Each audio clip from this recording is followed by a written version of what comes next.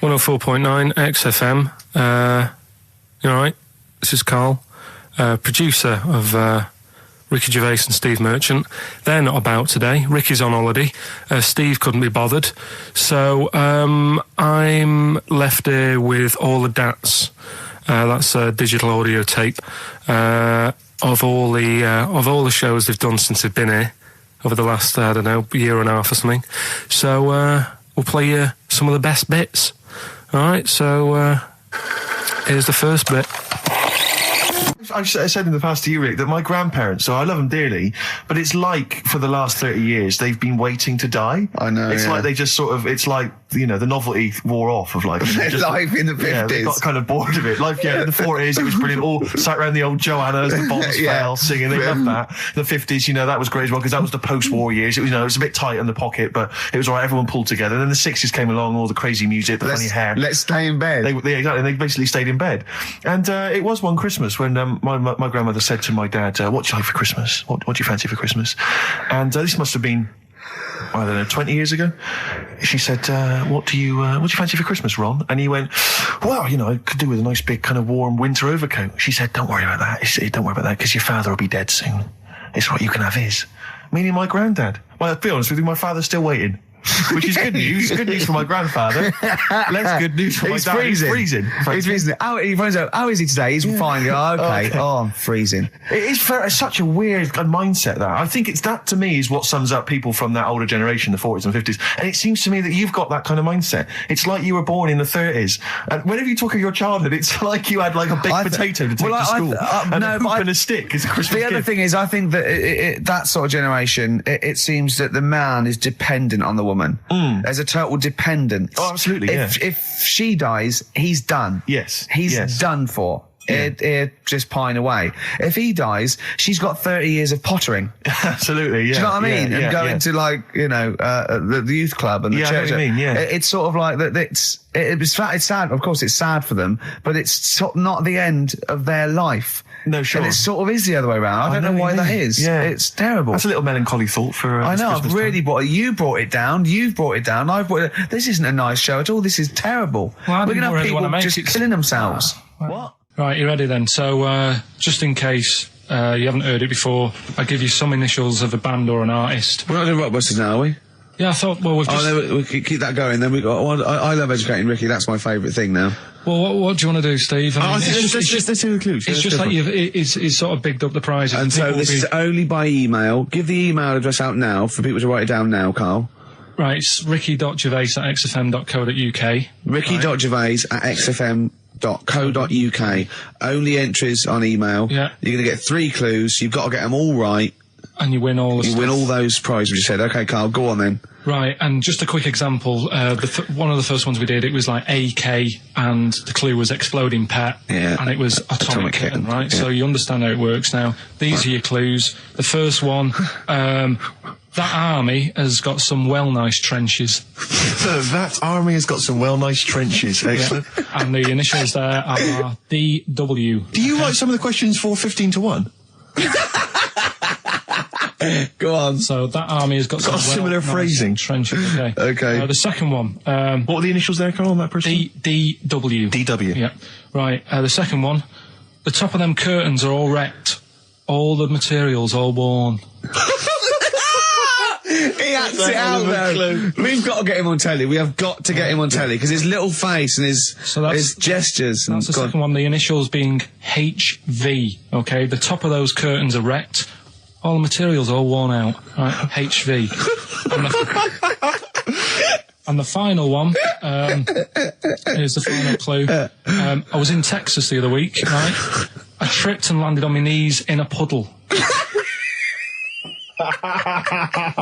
What's the initials? WH for that one. So I was in Texas, I tripped up, landed on my knees in a puddle. So that's WH. Incredible. You've got it! Is it great? It's fantastic! It's desperate. Okay, time to join the record. Do you remember you're playing for these compilation albums? We got the Fat Boy Slim DVD, Linda Green on VHS, and of course Executive Decision starring Kurt Russell as well. Oh God! So, Steve, do you want to pick a winner? I've got a winner when you give us the answers. Okay, so the first clue was that army has got some well nice trenches. Yeah. That was DW. Who's that? Dandy Warhols. That's brilliant. That's brilliant. All right. It's good, yeah. The second one, the top of them curtains erect, all the material is worn. Yeah. HV, that's Holly Valance. Oh, he got a phone call for a woman saying I haven't heard it, and he was talking to her off air, and she went, what is it? So-and-so said them curtains. She went, right. He said, you know the thing around the top of the curtain is a palmet, not a valance, and he went, cut her off. Yeah, but my auntie's always making balances on everything. I'll tell you about that next week, right? I'm looking forward to that. Right. Is this the one that farted for 5 minutes? Yeah, the very same. Yeah. Right? So we'll talk about that. I was in Texas, I tripped up, I landed on my knees in a puddle, WH, wet knee Houston, right? Wet knee Houston. Yeah. So, You're a maniac. So, who's a winner? We've got Pete, Catherine and Laura in Newcastle upon Tyne. They're listening online, I assume, and they're on going Sky to Digital. those great places. And remember, they got loads of stuff. They got the DVD here. They got Linda Green. They got Stone Roses. They got another compilation and executive decision. Can't concentrate now. Oh, well, he's all stressed because the lady from MTV is here. She's going to film his little face. So the things he said in the week, he was so worried. He's got worried about the spot on his head. That won't come out. Just so you got your best side. It's on that side. That's all right. All right. Yeah. The camera's out. Look, he's getting nervous now. Okay, Carl. Ignore the camera. Okay, just ignore the camera. Okay. Now, me and Steve have done our research for you, and we've got 2 amazing things to tell you. What should I tell them first? About the baby or the... Well, they're both equally fascinating, so you choose. I'll tell you the crab thing first, right? Steve actually saw this thing in The Guardian in the week about our research thing, and then we looked it up, we looked into it on Friday, and it is incredible. Right, listen to this. There's a thing in a bay in New England, right, where it's like the biggest, they make silicon chips and stuff for computers, right? And because of the data protection thing, after they've done them, because they have to destroy the plates, right, well, the information's sort of put onto them, but there's still flakes of silicon. They sort of grind it down straight away, and some of the flakes got into the bay, okay, but some of the information's still on even the slight granules of silicon. Anyway, gets in the water, and silicon is rather like a carbon derivative. I reckon if there'd been life on another planet that wasn't carbon-based, it'd be silicon-based, because that's simple sugars and it's just COH and that, and it can work with silicon, right? Anyway, the crabs have been taken up, they're still in the water, and they looked out on the beach, and over years the crabs have started sort of putting themselves in formations, like geometric format, and they couldn't work out why they were doing this. And when they put them in the experiment, they sort of like chopped them up, and they found they'd taken on silicon, and it had sort of got into their brain, and they were downloading information. They picked up little things, because it's just chemical, like electrical impulses that got information off the silicon chip, and they were interfacing it. But this is the amazing thing. One bloke sort of thought of this, and he thought, well, if it's a simple computer with a brain, if it's just a simple sort of electrical thing, then maybe there's sort of, we could get it down. So what they did is they made a thing called a biointerface, and they put it into the crab's brain, just a really simple brain, so it's measured on Mongar, right? And it got impulses from it, and they were getting like computer, just flashes of like symbols and geometric things right on this screen to read the crab's brain, and it was stuff like fragments of a. What made them do this in the first place? Because they saw the crabs behaving differently. They were behaving differently to each other. They were just like intelligent, and they were sort of solving problems and all this sort of stuff. Anyway, when they downloaded the thing, it was like they found one of the secretary's names where it had been on the silicon chip, where it was just like a flash of a computer screen. But the most amazing thing is, they downloaded a memory, right? It was like a snapshot where it had been burnt onto the retina of the crab, just a snapshot of something, and it was like a picture of the beach, like a couple of years ago, right? And they also did, incredible, it was like just a digital black and white sort of thing, so they could see what the crab had seen. Amazing. Jeez. Amazing. So intelligent crabs. What are they doing with them now? Super brain. Well, they think this is the upshot. They think they could use it as spy crabs, because they could get these crabs. Also, the other thing is, as generations went on, right? So they'd put a crab in the sea or something, right? Lots of crabs in. And then as generations went on, a newborn crab, they downloaded the memory, and it had the memories of its great all together. It had every memory that any crab had been related to it beforehand. Because it passed it on, it just passed it on. So not even ones that had been eating the silicon stuff? Yeah. No, these are just like ones that have had kids? Yeah. And they've got like... And they know so you'd know everything your everything right the way back. So would that work if we ate silicon? Well, I suppose so. So what are they going to... Well, they can use them for all sorts of things, though. I mean, that's what's incredible. I mean, I don't know how you train it particularly. I don't know, it'd be quite tricky to train, but I'm assuming if they can do it that way, then presumably they can give it certain silicon information, which they can then plant in it, if you like, within its sort of food. Also, if you get them onto enemy beaches, you'd have like 1,000 digital cameras just taking around. You could get Osama bin Laden or someone. They don't understand the information they've got. No, they don't know they're doing it. They just download a message. So it's not like you could torture them and they won't be able to sort of give you the information because they wouldn't know what information they had because they're just. But the first crab they downloaded, they just kept seeing the same picture of a big crab feeding it, which they really, yeah, wow, that's what like its mother crab or something. Yeah, just memories of it as a child. But they're not in colour, presumably. Because no, it's all in black and white. It's just a digital camera because it's just they don't see in black and white, so it's just like a I don't know. I think it's burnt onto the retina or something. And the only one that they kept were the ones they saw a lot of the time. Wow. I mean, in a way, some of the educating Ricky I've got for you today is on the similar lines. Right. Oh, you've got to be impressed by that. You've got to be impressed by that. That's pretty good. I mean, I'm interested to see, what they do. What they do with what the crab developments are. But that's pretty good. Yeah. But I mean, amazing. Yeah. Amazing. Well, just digest that information because that's not even the most impressive one we found. I think it is. I suppose it's pretty impressive, but the next one's maybe more shocking. Okay, right. But let's play a tune, and Ricky's got another extraordinary. Okay. 4.9. I'm Ricky Gervais. With me, Stephen Merchant. It's the best of. You've been voting in all week, sending your emails. So here's the clips that you wanted. Wu-Tang Clan and Gravel Pit. We love that, don't we? I love it, yeah. Yeah, brilliant. Track. We're talking about embarrassing stories and stuff, and I don't know if I've told this on the radio before. Have I told you, Carl? I'm not sure. But this was when I was working at the BBC. This is not even long ago, and I'd moved to London, and I was fairly new in London. And I was working at the BBC, and I had this BBC hire car, and I've never told it. If there's anyone listening who works for the BBC, I don't know if I can still get in trouble for it. But this BBC hire car, and it was like I'd been ferrying kind of actors and people and production people around all day in this car. And I was driving back, it was quite late, it was about sort of 7 or 8, and I was driving back, and I pulled in to get some petrol to fill up the car every day. And I went into this garage to fill up some petrol, and I was there, and two blokes came in a white van, right? They pulled into the forecourt, and I was filling up the car, and they went, "Hey, do you want to buy a couple of speakers?" And I said, "Yes, I do." Yeah. Because I'll tell you the reason. It was like I was so flattered that they thought I'd be the kind of bloke who would A, need some kind of classy speakers, and B, would like to buy them on the sly. Do you know what I mean? Yeah. I thought, they like the They've seen me. They've seen I look a bit of a hustler. Exactly. Yeah. I'm a street sort of guy. You can see by the way I use my walk. Exactly. Yeah. So I couldn't believe my luck. So they drove behind the garage, the little sort of garage bit at the back, and I went round there, sort of casually went round there, sort of locked the car, went round there.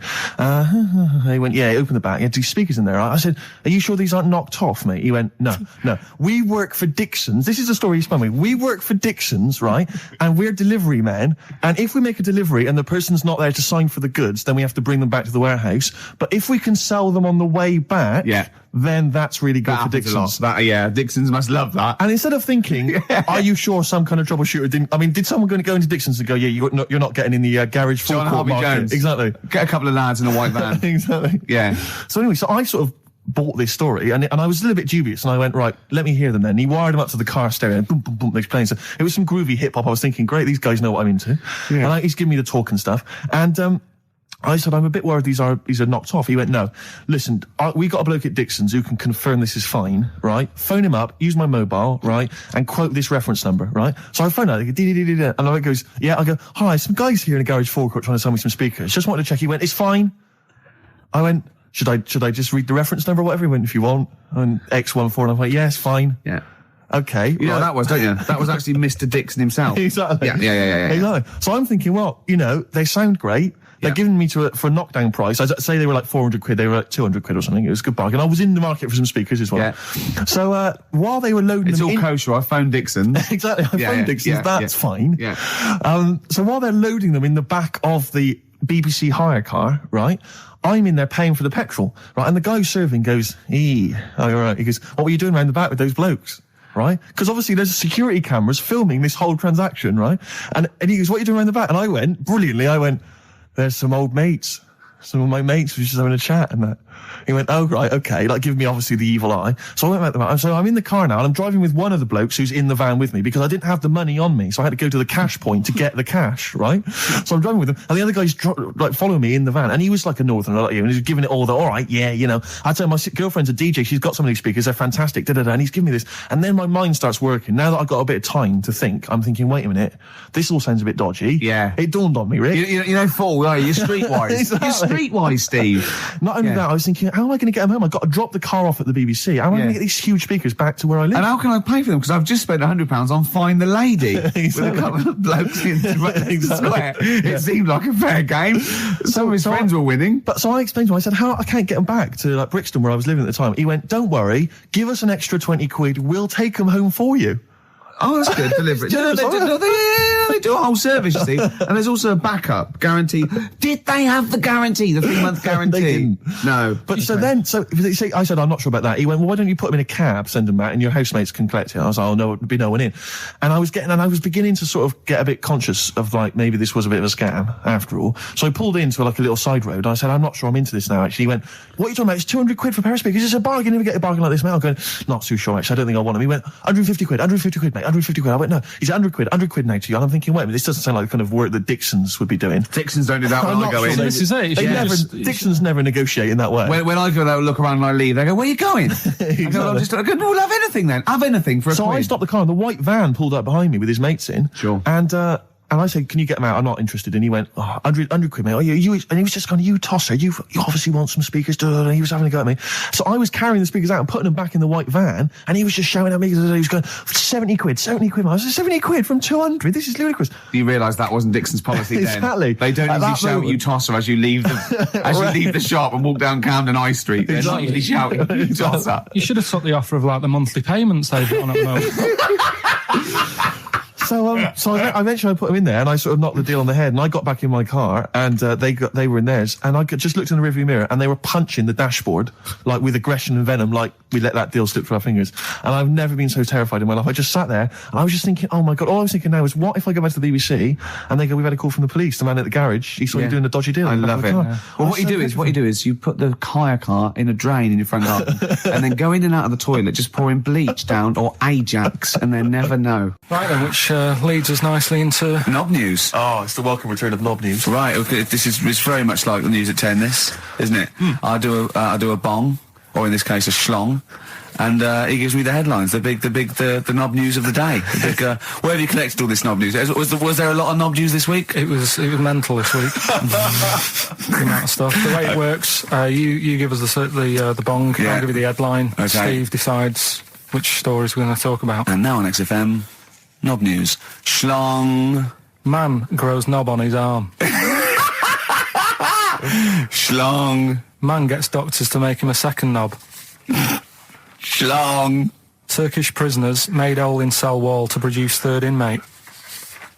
Schlong. Doctors accidentally remove man's testicles. So, well, can I straight away go for the accidental removal of the testicles? Well, it's happened before, hasn't it? We've talked about that before. How did what did he go in for a tonsillitis? What are they called? Tonsillectomy. And he went in the wrong way. What are you talking about? How can they accidentally remove his testicles? It says he didn't look at his folder, and the doctor said to the fella, "Oh, we've removed your testicles and we wanted to take out your prostate gland." So that's what happened. There's the story. This is what I mean. That's why I don't like going to the doctors. Yes. It happens, doesn't it? Because all these sort of it's when they say things like, "Oh, it's just we do loads of these operations." That's when they're not concentrating. Brilliant. Do you know what I mean? When they say it's procedure, that's like having a boring job that you do every day when you're not going to be concentrating. I prefer them to go, "This is a tricky one, this." I know what you mean. I sort of do know what you mean. You watch TV programmes about, like, you know, removing someone's second head or whatever, and he's like the best surgeons from all over the world. It's televised. They can't make a mistake. They can't go, we took his legs off by mistake. Whereas the fella who's having a prostate's like, oh, do you want to do it? I'm sick of doing them. Yeah. And they're probably doing a crossword whilst writing it. Of course they are. I've seen that actually in operating theatres. They're doing a crossword. That's what I mean. Yeah. I was just examining some of the other knob news, Rick, a little bit more closely. Man gets doctors to make him a second penis. I'm sure we're all interested to know what happened there. Yeah. A German who persuaded doctors to give him a second penis has lost his wife after he showed her the result. Biker Michael Gruber lost his original penis in a motorbike accident, and doctors built him a second one using a mixture of skin, bone and other tissues. Bone? Apparently, the penis worked so well that he was even able to father a child with his wife Bianca. But Gruber was still not happy and asked doctors to repeat the operation and build him a better organ, to which they agreed. From his hospital bed, he said, I've got 2 penises, but no wife. I'm hoping when I get rid of one of the penises, I'll get her back. What do you mean? Sorry, he had 2 put on. What side does he wear? So he's had both. So he's had 3 then? Yeah. This is probably the thing that happened with Hitler, when he had 1 ball, but he had 3 at one point, didn't he? So he just got one in the other ball, gave his mum one, and got the other one. Oh, chimpanzee that monkey news. Right, there's this monkey, right? Oh, yeah. I think his name was number 6 or number 7 or something, right? In this lab, right? Yeah. And anyway, it's in there with like the rabbits and little mice and stuff like that. And The rabbit smoking. The nurse, right? Not the nurse. The woman who works in the lab. What would you call her? Is it a nurse? Depends. Depends what her job was. If she was a lab assistant, you call her a lab assistant. All right. I mean, they probably call her by her name. All right, lab assistant, right? Kirsty. So she's. I think it's probably Kirsty. Right, Kirsty Morris. Well, she's in there, right? Yeah. And she don't work with many people and that. She's mainly on her own with, just putting lipstick on rabbits and stuff like that, right? Chimpanzees out. So, chimpanzee. He's putting on lipstick. Chimpanzee because he's got hairy legs. He gets pally, right, with this woman because he gets to a point when she sees him every day. It's the way he sort of tries to string out like it's a narrative love story. Did the chimp put its hand out and grabbed her, and then you thinking that he made a move on her? So right, come on, he's allowed out. He's allowed out. It's not a story, is it? He's allowed out the cage and what have you every day. So he's wandering about, and as time goes on, he's watching what she's doing more and more. Yeah. Right. So he notices like the code on the door, right? Right. Whatever, 247 or whatever. Yeah. He goes, right, I've clocked that, I've got that, I'll remember that, right? And then he goes, right, there's a lot of lipstick and that knocking about, a lot of makeup. Right, okay. No, there's no way. Finish. No, because Steve, you know what's going to happen. I know what's going to happen. So he's there. It's ridiculous. And he's going, well, if it's there, you know what I mean? So while she's messing about with the rabbit, he gets there, he's in front of the mirror, putting a little bit of lippy on. Right? You No! I know! It's gone too far! No, it's gone too far, Steve. Right, your mic's off, Rick. He's finishing the story. So, turn mine off as well. It's gone too far. Turn him off. Just let him finish. Right, so the thing is, right, it's this monkey wandering about. It's got lipstick, it's got mascara on, it's looking pretty good. I didn't mention the mascara! It's looking all right, right? So it knows the code on the door, 247, right? So when she's sort of messing about with the rabbit, right, he goes, right, here's my chance. He's looking good, 247, out the door, through the reception man's there. He's like, all right, Kirsty, right? Don't talk shit! I Feel Free from Cream. That's pretty much the last track, isn't it, guys? I imagine on XFM 104.9. Well, I mean, yeah, I've got nothing to say after that ridiculous story. I mean, that's worse than the bank robbery to me. Yeah. That he clocks out. And the bloke on the desk. All right, Kirsty. Oh, you're 2 foot shorter and hairy. She wasn't a looker anyway. So. She wasn't a looker anyway. Brilliant. That was Radiohead and They're There. We're Not Here. All right, pre-recorded. Coming up is one of Carl's little things. Enjoy it. All right, that's Aqualung. Good time's gonna come, innit? Right, Carl, come on in, educating Ricky. So, don't let the cat out of the bag, that's where that comes from. Comes from a crafty butcher. Right, go on then. So the next little headline is Wash Up With You. Wash up with you, go on. You want to know about that? Yes. It's a survey that they did this week. They? Yeah, some university did some survey. Brilliant. Did a world test on washing up. Yeah. and each country were given 140 pots to clean. Brits were the quickest. Yeah. Turkey were the slowest at washing up. The Turks. It's not because the little fellas that work in the kitchens with no... Is it? They can't reach. Spain were the cleanest, and the Germans were pretty good as well. So I don't know where to start with this. Honestly, Steve, I don't know where to start with that. Sorry, what was that? Wash up with you? That was it. But was that it? Survey of washing pots and pans. I didn't understand. You said Italy were the cleanest. No, Spain. No, Brits were the quickest. Yeah. We were the quickest, but Italy was the Spain was cleanest. the cleanest. Turkey were the slowest. Yeah. Spain were the cleanest. But why weren't we clean then? Because we were washing up. Why were we not paying attention to the? We did it rubbish. We did it quick. We did it quickly, but I don't understand why it was being rated on. Who was doing it? Was it Lynette Newman or Ainsley Harriott? She's quick. Both of them are quick. Yeah. Well, they've got like kind of loads of slaves that do it for them. Did we use fairy liquid? Don't know. It didn't have. Did we use a whole bunch of Boy Scouts? Didn't say that. Just Like said, Lynette. it just said, that. Who had the softest hands? Who had the softest hands? So it didn't say. I didn't. Why is it we don't get notified that this is taking place? I don't know. When I was a kid, no one ever said, we need recruits because we're doing a survey on who can wash up the quickest. Are you disappointed in yourself with that one, Carl? It is pretty dull, to be fair, and that is why we've got to bring in either con merchant or a wine merchant. Or shut up at your face. Yeah. Would you be able to, if I put you on the spot in the next, after the next record, would you be able to give an example of how con merchant would work? I mean, is there something you could do just to sort of experiment? Should we play record? Should we play record? I can do better than that. Yeah. What? Ads. Go on. Oh. Do you know why people tink the glasses before they have a drink? Why they tink? The verb to tink. I do know that, Carl. Is it about poison? It is. Here we are. What, would it make a different noise? No. Brilliant. Go on, explain Why? it. You explain it, Steve. No, don't, Steve. You explain it, Carl. Go on. Oh, I've started, so I'll finish. Come on, Carl. Explain why they tink the glasses. Ages ago, Yeah. only people with money had drinking or something. That's like one of my film reviews. Years ago. Welcome to History Now. Now, ages ago, only people with money had drinking or something. Keep going, Carl. Keep going. Like spirit and stuff. So they'd it's like businessmen. Businessmen. It's easy for you to say. This is getting to be cruel, isn't it? This is amazing. Yeah, go on. Why did you open your mouth, Carl? What were you hoping was the best that could happen? Because you were trying to make me look stupid before with the planet. So I'm. Whereas you know. Yeah, go on, no, come on. Businessmen with money have got to drink and ching. Okay, so then with all the drinks. So they'd nip round to have a chat about whatever they're earning money with. And they'd say, right, do you want a drink then? Yeah. Oh, yeah, that'd be alright. Yeah. So, rather than just pouring it out of a bottle into a glass and saying, there you go, it could be going, hang on a minute, it could be poisoning me here and trying to, nick my business idea. Yeah. So what they'd do, it'd sort of pour a bit of his drink into the other person's glass and you get that tink noise.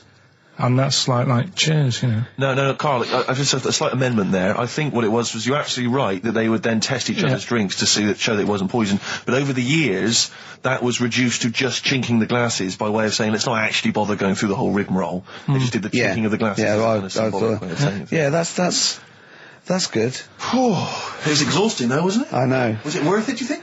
Well, I like that, because people carry that with them now. When they do that, they'll think, oh, that bloke's definitely not trying to poison me. Yeah. So the horrible thing is that now, when I do the glasses, I can laugh and go, they don't know I've poisoned them. Exactly. You should always do the pouring back and forth. It's a shortcut, it's a slippery slope. Just be careful. His homework was to come up with those stupid lateral thinking problems. We maybe should give an example of the. Romeo and Juliet. Right, Romeo's asleep on the bed, Juliet's on the floor, covered in water and broken glass. What happened? And you ask all these stupid questions, and it's Romeo's a cat and Juliet's a goldfish. Again, awful. What am I thinking? Yeah. Yeah, go on then, Carl. Right, Yeah. there's a bloke lying on the floor, right? He's cut his head, blood's coming out of his head, and all his mates come running up, and they're all stood round him. Yeah. And they don't take their hats off as a mark of respect. That is outrageous. Why didn't they take their hats off? I'm laughing, but it's probably as good as the real absolutely. ones. A bloke's fallen with his... Yeah. He's lying on the floor. Yeah. He's dead. Yeah. His mates come running up. Was it important that his head was cut? I don't know. I mean, Would it have been okay if he'd have been wearing a hat? He wouldn't have been dead if he was wearing a hat. What's your answer? No, you're meant to answer a question. You don't just go, what's your answer? You say, where's the turn? So you go, no, and I have to guess. It's obviously like sort of a motorcycle stunt team or a parachute. Why didn't they take their hats off? Because they're probably still on the motorbikes or something, or... Well, yeah, but if you mark a respect to someone, you could take your helmet off. I'm getting angry. What? They're parachutists. Why couldn't they take their helmets off? Because they're coming down from the sky. But he's on the floor dead. Well, but they can look down and see him on the floor. Are they on the floor, Carl? They're on the floor as well. They're walking, are they? Yeah, well, they sort of stood there looking at him. They're stood there. Yeah. They're stood on the floor looking at him. They're soldiers. Why? But why? Because it might be in a battle zone. They might have their helmets on, and he's been shot in the head. No. Well, that does work. You see, this is my point. That one works. That one works. Unless you've given us a piece of information where that doesn't work. What's the difference? Why is yours different to he's been shot in the head in the trenches, and they're looking at him and they keep their helmets on? I just don't think it matters as much. If they're in the trench, they're already guarded a little bit, so they could take their hats off. It's the best mate, for God's sake. Okay, he's dwelling on this. Are they normal hats? What kind of hats are Give you the they? answer. No, don't get ratty. What kind of hats are they? Baseball hats? If I told you what sort of hats they are, you'd have the answer. Wow. Okay, I've got to guess what sort of a hat it is then, have I? Right. Is it a trilby? No. Is it a bowler? I know what it is. What? They're spacemen. No. Oh, that's a good That one. one works as well. This is my point. I like that one a lot. It works. He's fallen on the moon, and not that the moon happened, it was set up, wasn't it, in the studio? We know that, yeah. Okay, Carl, what's your answer? Builders on a building site. Why is that different to soldiers? Because bricks don't fall in wars. But bullets fly. Right. Let's play a record and we'll come back to it, Carl, while you think about what you've done. Oh, yeah. You've embarrassed Let's play some yourself. classic Suede. Yeah, and this is for David and Kieran, I think, who wanted a bit of Butler. That was Jane's Addiction. This is the Best Of Show on XFM 104.9. I'm Ricky Gervais, with me, Stephen Merchant. Yes. This was a clip show. We recorded this a couple of weeks ago.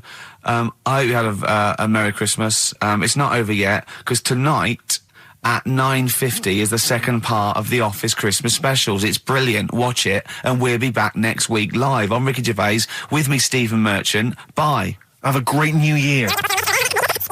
But if you want, I'll pay for you to take history again. Carl, we'd love to see you get a C or above. And Well, we're I'll willing pay to... for you, and I'll get you some books. Right, now listen. We can, let's get, I reckon, when are the exams? June? Something like that, yeah. We'll try and register next week, and I reckon you can get an A or B. I'm history. I'm In busy. history. No, don't worry about it, it's just easy. I get you Brody's notes. If Heat magazine, they love you, Carl. They could probably sort something out. They could probably pay for a tutor. They got a lot of money, they sell a lot of magazines. I mean, it is almost always, and you found that out, I discovered this, it's always the Tudors and Stuarts. There's no fear for them not coming up. Now, what do you already know about them? You must already know stuff about Henry VIII and Elizabeth. No, because it's too long ago to even get interested in. Do you know what I mean? You can't. Is that why you relate to didn't- it. Okay. The Anderson thing, it was like, God, I bet my mum and dad were in an Anderson shelter. This is interesting. What, when they- Oh, my granddad would have, had something to do with this. But the Tudors, it's like, I don't know even if I had a family back then. Play a record. We come back Hang to on, this. hang Sorry, on. Steve, Just because I need to introduce my the new feature. Yeah, For the I record. don't know if I had a family back then. Carl, listen, let me just Carl. ask you now, right? If you can finish this sentence, we've got a chance. Divorced, beheaded, died. Divorced, beheaded. Died. What is it? We just need to do a little bit of work, but otherwise I think you're going to be fine. It's how you remember what happened to Henry VIII's wives. They're little... Divorced, beheaded, died. Divorced, beheaded. It's like spam. Support... What's it? Support, protection, anchorage, movement. That's how You're you going to that's nothing to do with the Tudors No, and nothing to Stuarts. do with the skeleton. Yeah, see, no, we're not doing biology. Mnemonics and acronyms. What happened to Henry VIII's last wife? Did she die, or did she not die? Divorced, beheaded, died. Divorced, beheaded. Do you know that the only king that has got a moustache is... No. The only king that hasn't got a moustache is the King of Hearts. on the playing cards. Karl is genuinely, I don't know if he's actually upset or embarrassed, but it doesn't matter. Why does it matter? You were 15 and didn't go to school. If you were my friends, I think you would have just said, "Oh, we can't find them." Why? But you just What's matter that though. to do with that? Well, what do you mean? What do you mean? It's ridiculous. Do it again because you want to learn, because there's great things in the world to learn about. Don't worry. Look, GCSE is vocational. Is vocationally for a 15, 16-year-old to go on to do A-levels or whatever, or to get results. But you don't need that because you've done very well. You don't care about the Tudors and the Stuarts. I mean, I mean, I've had a couple of jobs, not this one, because you don't need qualifications to get a job. Obviously. In the radio. Yeah, obviously. You're absolutely right. But the ones that I have got in the past, I did, because I didn't collect them, I had to lie. And I didn't like go mad. I didn't say I had A's and stuff. But I didn't put history down because I didn't even know I did it. So it's a bonus. I kind of treated myself to like a D and a couple of C's and that, so it's like, well, he's not. I love the fact that Karl even then was honourable. It's like, I'll at least put down the ones I think I took and lie, but the ones I didn't take, I won't lie about. Yeah, and don't give yourself a B. Exactly. If they're going to find out you lied, give yourself a B next time, It could Karl. backfire, couldn't it? I mean, my brother's a bit mental, and he used to do things like go for jobs and say, "Oh yeah, I've done this before," like being a mechanic, and he's never even picked up a spanner, and yet he'd have the confidence to go and try and fix cars. Well, I'm not that daft, but God, and he. Who do you blame for this? That's just an easy way out. I have to blame myself. No? Yeah. What was the teacher like? Well, there's loads of different ones. I didn't like. I mean, the history teacher, it is my own fault because with her, she's a bit mental, and I used to kind of stop the lesson by saying, "Oh, miss, tell us about your fireplace you've got that is made from a gravestone." Because that's what That would stop any English teacher in their tracks. And she loved telling you about it. Yeah. It was like, oh, I learned brilliant. that from a teacher. So that's why I didn't know about divorce, head loss, and all that. Yeah. Dandruff legs. Horse, head loss, dandruff legs. But remember now, divorce, beheaded, died, divorce, beheaded, survived. That's all you got to remember. And what's that? That's what happened to Henry VIII's various In order. wives. In order. What does it spell out? No, it doesn't spell out spell anything, you just it's gotta remember saying the rhythm. In order in which he married. Yeah, but it helps. It's like when my mum taught me the alphabet. She taught me as like a song. A, And like B, C, D, E, F, G. Yeah, consonant. No, not like that. Huh. That's how everyone else could do it, and I couldn't do it that way. Right. What That tune did she do it to? ABCD. It was A, B, C, D, E, F, G, H, I, J, K, L, M, N, O, P, Q, R, S, T, U, V, W, X, Y, Z. I feel like, feels like Christmas Day. Well, you didn't get the gift you wanted. Yeah, do you know that, like, anticlimax? Yeah. When, You've been looking forward to it for so long. yeah, you know, Well, I mean, I knew you were looking forward to it. That's why it took you 14 years to get the result, and then it was 2 other people that got them for you. Do you wish that we hadn't done it? no. It's alright. It's alright, isn't it? What's your girlfriend going to say? I don't think I'll see her again. She likes a man who knows about the Tudors and Stuarts, does she? Yeah, first gladiator, then the... Yeah, you've been bluffing. Whenever she said, "Where did you go to Stuarts?" You go, "Good." Like, lots of things, but look, there's a bird. What happened to Henry VIII's last wife? Oh, I wouldn't. Oh, yeah. Oh, look, Friends is on telly. Friends is on. No, I just changed the subject by saying things like, you know, about the only king in a pack of cards. That threw off the scent. That threw us off the scent. That wouldn't fool an invigilator, would it? That's the thing. You can't use that one with an exam board. I'm always looking at stuff. I was looking at stuff this morning because of Yora Geller last night. eating all that funny food and that, and also they all got a bit scared last night, didn't they, with a snake? I didn't see that. Is this I'm a Celebrity, Get Me Out of Here? Yeah, he got all worried about a snake getting on the sort of wandering about in between the sleeping bags and stuff. Yeah. And they were all scared, and it is so easy. Leave it with me. Sorry, the doctor says, leave it with me. Yeah. Leave it with me. Well, they were all scared because there's a snake, and it's so easy to find stuff out. Before they, where are they? Where is this jungle? Australia, I Right. think. Before they went, give it half an hour on the internet. I found out with snakes, you don't need to worry, right? They're deaf. They haven't got any ears. Right. So as long as you're really quiet, Creep it'll, around, it'll yeah. probably leave you alone. Yep. And also, they don't have eyelids. Uh-huh. So they were suggesting if one's coming towards you, just like kick sand in its eyes. because it can't blink and it leaves it a bit like annoyed and it wanders off. But they didn't do any research before they went. Yeah. And that's I think your knowledge would hold you in good stead. I don't think you need to know any more than you know. You've done maths, you think? Yeah. Did no revision for that? No. Okay. English, do you remember what it was? Did they ask you about Shakespeare? Did they ask you I about can't books? remember, but I must have done it because I thought that was... It was English language, not English literature, wasn't it? So it was Was it spelling and all that? So was it like a comprehension? You read a passage and had to ask questions on it? Was it? Did you have to write a short essay? I don't know. I can't remember any of that. Okay. I did a science. Okay, physics or chemistry? Physics. All right, well done. And this is all you think? You actually took that? You actually took physics GCSE, you think? You're obliged to do a language, I think. Did you do French? I did French for a bit. I don't think you are. I don't think you have to do a I language. think you have a GCSE, I think you've got to. Well, English quite good. I think that's his language he did. So you don't know about language? History? Geography? Just what you will find out, won't we? Okay, but you just can't remember. I can't believe you can't remember turning up for these things, because it's quite a big moment in people's lives. It is the thing that you've been working to all of your educational life. On the day that the things came out, I was working at as a printer. Okay. And it was a really busy day. A lot of spelling mistakes that It was day, a really that busy paper, day, wasn't so it? you're bound to forget. Yeah, yeah. No, but I had to use gold ink that day. Oh. And it's, Yeah, I mean, you're yeah, not yeah, a printer, yeah. so you don't know. No, that's the biggie, innit? But it's tough. You've got to really get your rollers clean. Carl, play a record, mate, and good luck with the exam results. Hopefully we'll have them for you by next week. It's time to give Carl... You're actually nervous. I'm a little bit nervous. Just to recap, Carl is 30 this year. He never went to get his results of his GCSEs.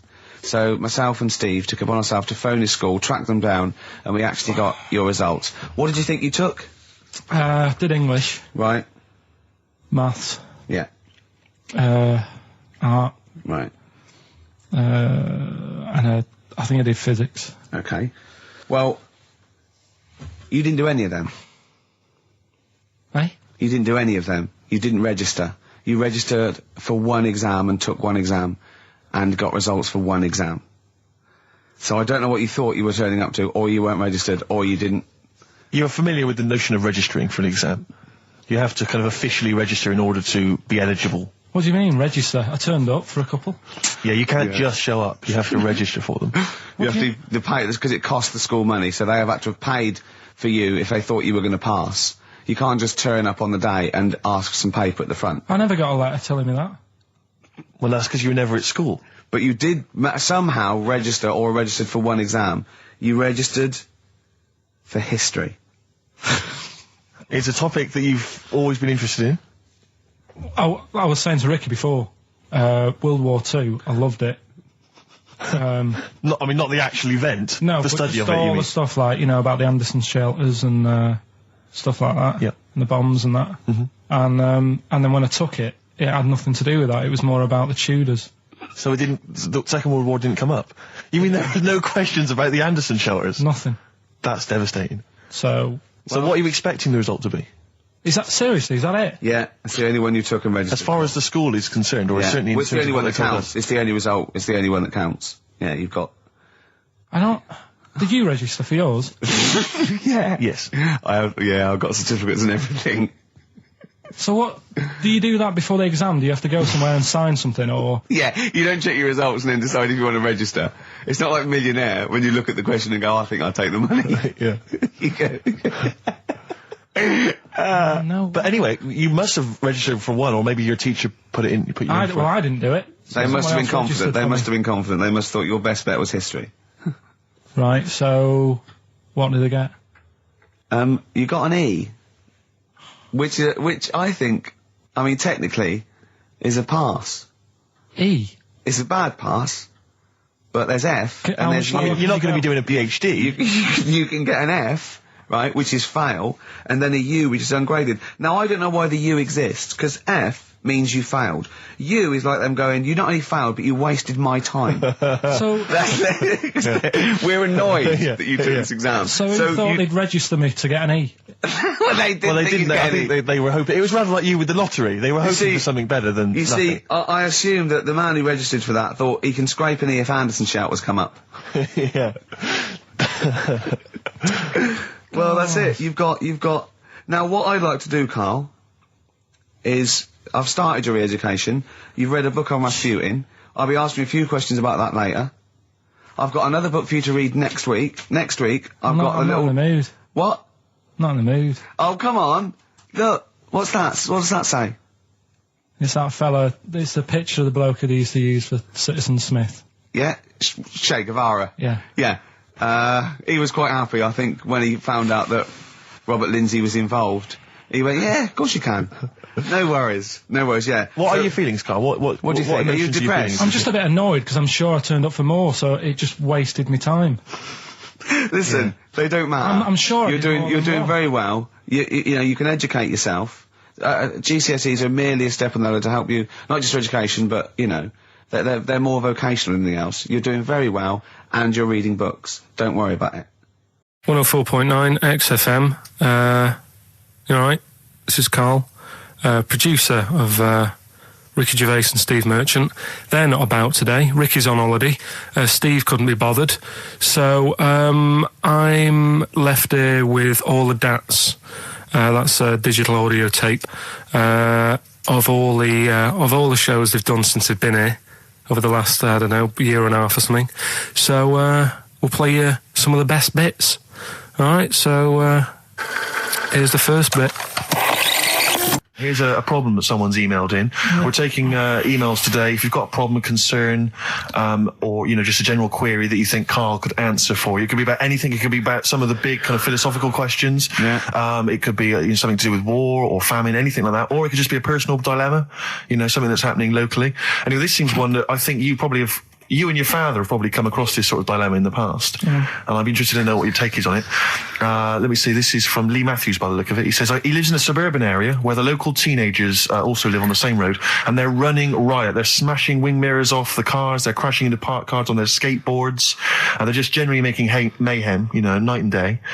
What can he do to stop this going on? The parents of the kids don't seem to give a damn. Anyone who complains to them, they just say, oh, piss off. You know, the police are useless because they never catch them in the actual act of violence, which is what they got to do to apparently convict them. So they don't know who to turn to, really. It's rather like when a little old lady went and got the A-team, you know. You know, and he was dressed as an elderly Chinaman. Exactly. She knew who he was. Colonel Decker didn't have a clue. Yeah. You see, it's weird because now it has got out of hand. Sure. Do you know what I mean? Like years ago when I was growing up on the estate, yeah, you had problems, but not like you have now. Do you know what I mean? You know, Summers were nice as well, weren't they? Well, right. And Police are getting shorter and younger. But you yourself kind of admitted in the past that you were something of a tearaway. You didn't do anything like these kids here. The thing is, I was scared that if I got caught doing it, my dad would go mad. Yes. And I remember smashing a car window by accident and legging it in the lounge and sort of pretending to go asleep on the settee. Right? Genius. And I heard a knock at the door. Chloroformed himself, just to be unconscious when his dad came home. And there was a knock on the door, and I thought, oh God, this is a fella who saw me. I was chucking a stone in the air, seeing how high I could throw it. Of course you were. Did it keep landing on your head? That would explain a lot. And it came down. Chucking a stone in the air, love To it. see how far I could It's throw brilliant. So, you know, I wasn't bothering anyone. Did you by invent that game? that, right? Did you get the stone for your birthday? Go and play with your stone. He gave one to Suzanne. Karl, go and play with your stone.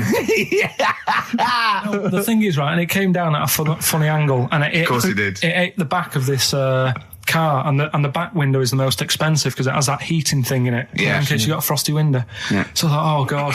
So I legged it in, got on the settee, went to sleep, knocked at the door. Genius. It's a brilliant plan. It's a brilliant plan. I couldn't be guilty. I'm asleep. So I love the idea. So the thing is, our lounge used to sort of you could see in from the door, right? So this family who saw me do it saw me asleep on the settee, and my mum said, "Go and get the door." And I sort of went, "What?" As if I'd been asleep. Yeah. I went to the door, like rubbing my eyes, and the fella said, "What did you run off for? I saw you." I was like, "Oh no." And I didn't see my dad. I went out. It was when he was working sort of evenings, so I went out so I didn't have to see my dad. And then the next day I came home from school, and my dad said, 45 quid. Ooh. That's all he said. That's all he He said. looked at me. And then you fell asleep when he went, wake up. You know what I said? No, 45 quid. Now the thing Carl. is, he didn't have to do £45, anything. Karl. Now, I know you were saving up for a brick, but you can't have it. Yeah. Just So, equally, if you're doing a bigger crime, you know, a bank job or a murder. Remember to take the stocking off your head, because if they wake you up and go, why have you got a stocking on your head? Just go, oh, I had a weird dream. Right. What are they again? Is the tip included? Yeah, go on that one. Right. in Turkey. Nice. It's not, actually.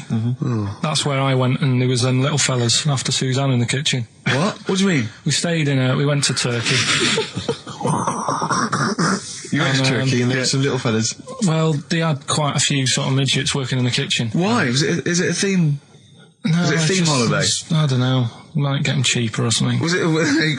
So they were working cheaper. They were working in the kitchen, and one of them fancied Suzanne and kept sort of eyeing her up, and she was winding me up saying, "Oh, Not eyeing up and down, just eyeing her up." Anyway, no. So What anyway, was she doing in the kitchen? no, it's like a pick what you want to eat type buffet, but you have people clearing the tables and that ready for you to come along. Are they low tables? And he was just keeping an eye on her. What did he say though? Was he a It little? was Turkish, so I don't know what he was saying. But he was Little fella, yeah. Did he talk What do you to mean her? a little fella? What do you mean little fella? Sort of dwarf-like. What do you mean dwarf like? He had magic powers or he was 4 foot? No, What do you just mean, A Carl? little bloke, just like a normal bloke, but small. If you stood him in the desert, you wouldn't know. But he'd be hot at nothing around first. him. Right, Carl. You should watch out for the monkeys. Yeah, underground. Those underground monkeys are dangerous. You can't just say there was a little midget fella who was eyeing up my girlfriend and then leave it. What do you mean? What was happening? This is a story to us. This is much more interesting to us than, and she was deaf, right, and she hit her head. That's much more I don't interesting. understand how it manifested itself. Did he come over and say something? No, do you know when it's like girls know, don't they? When someone fancies them. What do you mean there was lots of them as well? Do then? they? That's worth knowing. Listen, right, come on, right. So you went into this holiday, yeah? Yeah, well, and you went into the dining room or something? Yeah, downstairs. And in you the looked dining over Thought this is all. There's no one serving. Yeah, and they go, Wait a minute. hold on, you looked down and there was a little waiter. There was loads of them running around busy. Why, though? Why did they It get was summer. What do you mean? Because it was Loads of them. summer. They had more of them They on. come out in summer. They come out in summer. What do you mean they had more? What do you mean? Because it's busy, isn't it? no, but they So- hibernate in the Why winter. were they all midgets? I don't know, maybe it doesn't heat stunt your growth or something. No! Well, they just happened to, maybe it was a thing that they did for tourists or something, I don't know. I just got on with my meal. It was a holiday, do you know what I mean? God. Right, So some midgets serving. I'm not going to ask any questions. Right, okay, yeah. So they're all little fellas running around, and this one always was like, oh, do you want a new serviette? You know what I mean? Going out of his way to sort of... for turning on the charm. Yeah, he was going out of his way. The others weren't. Right. I think what was happening is he'd been working with Santa all the winter. Yeah. This is sort of little summer break. This one He was hadn't your seen a girl. waiter, and so he was being polite to you. Maybe. But what did Suzanne say then? Well, she was using it to wind me up. What was she saying? Oh, he's... Oh, just like, look. He may be small, but he's Well, built like a... Yeah, he's all man. so... Were you jealous of a midget then? You were jealous of It him? is a bit annoying, isn't it? Why? It wouldn't bother me as much now, because I've been with her for ages. Right. But at the time, that might have been one of our first holidays, and it's like... You don't want to be what's going on? I paid for this holiday. And then you get off with a midget. Yeah. Oh. So anyway... But it doesn't matter because you got chatted by a bearded lady. So. Tell you what, no, that's got nothing to do with that. What were you going to say? What were you going to say? I was going to say the hotel was half board, and maybe... Oh, right. I thought you were going to say it's just one of her shortcomings. So listen, right? Play a record. He said he's, oh God, it's like a child or a cat when it's confused. He went, Steve reckons in ancient Greece, right, it was better to shag a bloke than a woman.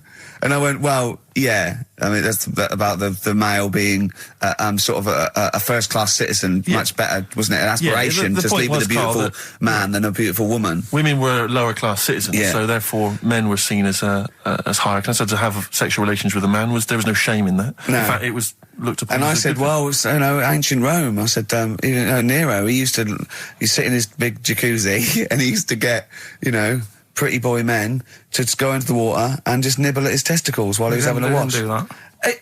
He did. No. Yeah. And he's not a gay fella. No. I mean, I don't know about Nero, but I mean, it wasn't a case of a big delineation between what was heterosexual and what was gay. It was just, whatever you... So what did this fella do then? This one who's having his... Well, he his was little testicles? pretty much top boy, Nero, for a while. He was in charge. And, and you did what you're told. If Caesar or... But why were people going round there? Why didn't they go, oh... No, they weren't dropping in. It wasn't like the door was opening. I was going to see what Nero's doing. you'd have probably been like a delivery boy or a stable boy or something, you know, and you'd have popped round there and you'd have gone, there, right, Nero, there's the tablets of stone you wanted. And you go, Pilkington, why you are here? Pop under, I don't know why he's French. What is that? I don't know why he's French. Just pop under the water and nibble at my testicles and you'd have done it. Because he was Nero. I wouldn't. You would have. Well, there's no way I would have done. Well, you would What have. have I done? I've dropped a pizza off. Yeah, you why put am I round to there? Nero's place with the pizza. Right. Right, I'd say I've done my job. Right? Yeah. That's not the sort of tip I wanted. No, he'd have said, get the little baldy chap to nibble at my testicles, and you'd have been under the water. I wouldn't have done it. No, Well, you don't have put me head done under it. You water. have done it, right. No, I wouldn't have done it, Can I just say this, Steve? Not only would you be nibbling at his testicles, you'd have been going mad. You'd have been noshing him just for extra. You'd have been doing everything he wanted. You'd have been going, he'd have gone, I didn't ask you to do that. You'd have been going mental. They'd have been chewing, slurping, smacking, poking. You'd have chopped, you'd have gnawed his packet off. You'd think you were eating Walker's crisps. There'd be bubbles, there'd be flood. Oh, it'd be horrible. Alright, this is Karl, the producer of Ricky Gervais and Stephen Merchant on XFM 104.9. We're playing out some of the best bits, hope you're enjoying it. Here's another one. Last week when I did Do We Need Them, do you know when I called up one of the museums, in a science museum? Yeah, are you talking to me? Yeah, I'm just saying, I wanted to tell you before when the song was on, but you're so busy listening to it. Yeah, was I so busy listening to a song I was playing? Yeah, but we're doing a radio show, aren't All right, we? what's your point? Well, I just wanted to say, she emailed in to say I got her name wrong, so I'm just apologising for that. What did you call her? I think I called her Jessica. What was her name? I don't know, I've got it on email somewhere. This is not an apology. No, I'm You just got saying. it wrong You not again! even said her real name. How is that an apology? Well, I remember, I read the email, so, I But who are you apologising to? think her name's Jackie, I think. Oh, you've got it wrong again, haven't you? Well, anyway, and she just said if you want to see dinosaurs and that, go to the museum. You were complaining about that as well, weren't you? You went to a museum and there was too many dinosaurs. He said you just need 4. No, well, Steve, have you been to the one in Knightsbridge? I think this so. one that I called up, right? It's nice. You go in, you get a good collection of stuff. You walk in, there's 3 or 4 dinosaurs. You've had enough, right? I went into New York, right? I went to the museum there, hundreds of them. You can't move for dinosaurs. Yeah. It's almost like they're responsible for them being extinct. There's loads of them. So all I'm saying is, if you want to see a dinosaur, go to the one near Knightsbridge. They've got a nice selection, some old vases and stuff. It's worth going. So. Some people emailed in the songs with stories in it. One of them was Babushka, and he went, what's that? And I went, no, it's Katie Bush. I went, what is it? I said, oh, it's about a woman who dresses up as another woman and seduces her husband. He went, they wouldn't work. Just dismissed it like that. Why do you think it would work? Because you'd know. I mean, say like, right, Suzanne, right, who I go out with, right? She can see me from, say, if I'm coming down the high street. Yeah. She knows it's me by the way I walk. Right. So just the fact that this woman went and put a wig on, there is no. You haven't even heard the song! I know, but you're saying that she put a disguise on and he's like, oh, I fancy her, and he takes her out and he doesn't know it's his missus. You're not buying it. I mean, I'm controlling this. Whereas the flea with your brain going to Glasgow, perfect sense. Yeah, Babushka, rubbish. Carl, can we have the tomato story after the next tune? Yeah. Bit of Coldplay. Yeah, love it. Yeah. I was watching. Did you watch The Mammals in the week? No, David Attenborough. No. I was thinking actually, right, all this MTV stuff, if there's one reason why I'd like to do it, is I was watching Attenborough, the Mammals programme. I reckon I could do something like that. Right. And just have like me, instead of Attenborough, like a young sort of fresh person, watching like certain animals and saying, do we need these? Do you know what I mean? Yeah. Oh, God! What's it called? Death on Earth. Well, That's amazing! Do we need these? And, No, 'cause there's loads of and the stuff. audience at home would vote. Would there be some kind of telephone like a vote? vote out system. Oh, The that. thing is like, it's something interesting that Attenborough was saying the other night on Do we need these? on Jonathan Ross's show, on his telly show, right? He was saying, he said you could take all the humans off the earth and it would carry on, but take like some animals off it, mammals and that, you got problems on your hands. I thought that was quite interesting. Yeah. So it's like the question is, do we need these? Is that part of the big thing? Right. Like jellyfish. Yeah. We've talked about jellyfish. Yeah. Yeah. So which mammals in particular were You you talked about watching that that you Zoe Ball thought... show, haven't you? Hey? Which mammals were you thinking we don't need when you watched the show the other night? Any in particular that you thought they don't need them? They're not of interest. Well, I like whales, but I don't know what they do. And they're taking up quite a lot of room. Sure. But stuff like... Yeah. But like jellyfish, I looked into because Yeah, you know, well, I was I know you talking got about them, them, and they were saying they've got no eyes, no heart. There's something like 97% water. Yeah. They're blind, and they do about 33 miles a day. Right. So it's like, do we need them? Could we clear them out? Yeah. Well, the big net. That would be the programme. What? Right, we'll get rid of them. Next week we'll be looking at Rhinos. I think it's genius. Honestly, I think it's genius. And like going along sort of like picking up sea anemones and going and just lobbing them into the sea. Well, what do you think about MTV doing that? And then I just, in between the bits, Play music videos? I play music related relate to to it. fish, so I could play like Fish, Yeah. like Rock Guy, or The Animals, Rock Lobster. yeah, or what else could This I could get in run and there? run. What other songs have got animals in them? The Well, Monkeys, could play the Monkeys. Yeah, there's about 1 million, so let's not start this. No, but do you know what I mean?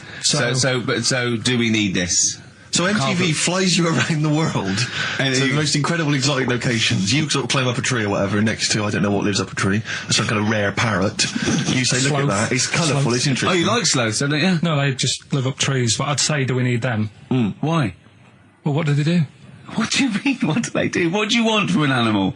Carpentry. What Well, do you like, want? I don't like scorpions, right? Right. But then I found out they look after those monkey things. They're not monkeys, they're Whatever. lizards. Well, all right, yeah, then lizards. They look after the lizards. So there's a reason. But do you need the lizard? Would be your Well, next yeah, question. because the local people made shoes out of them. But not when the scorpion protected them, they didn't. All right, we don't need them then.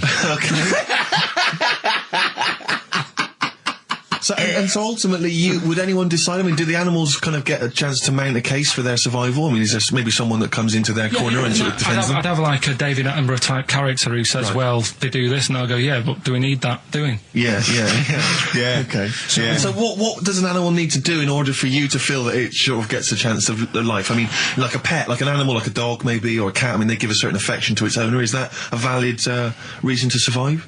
Not particularly for you. Not really. No, okay. I've been saying that though. Blind people use dogs, so they are useful. So dogs are useful. Saint Farmers Bernards, use they often dogs. save people, don't they, in snowy weather? Cats.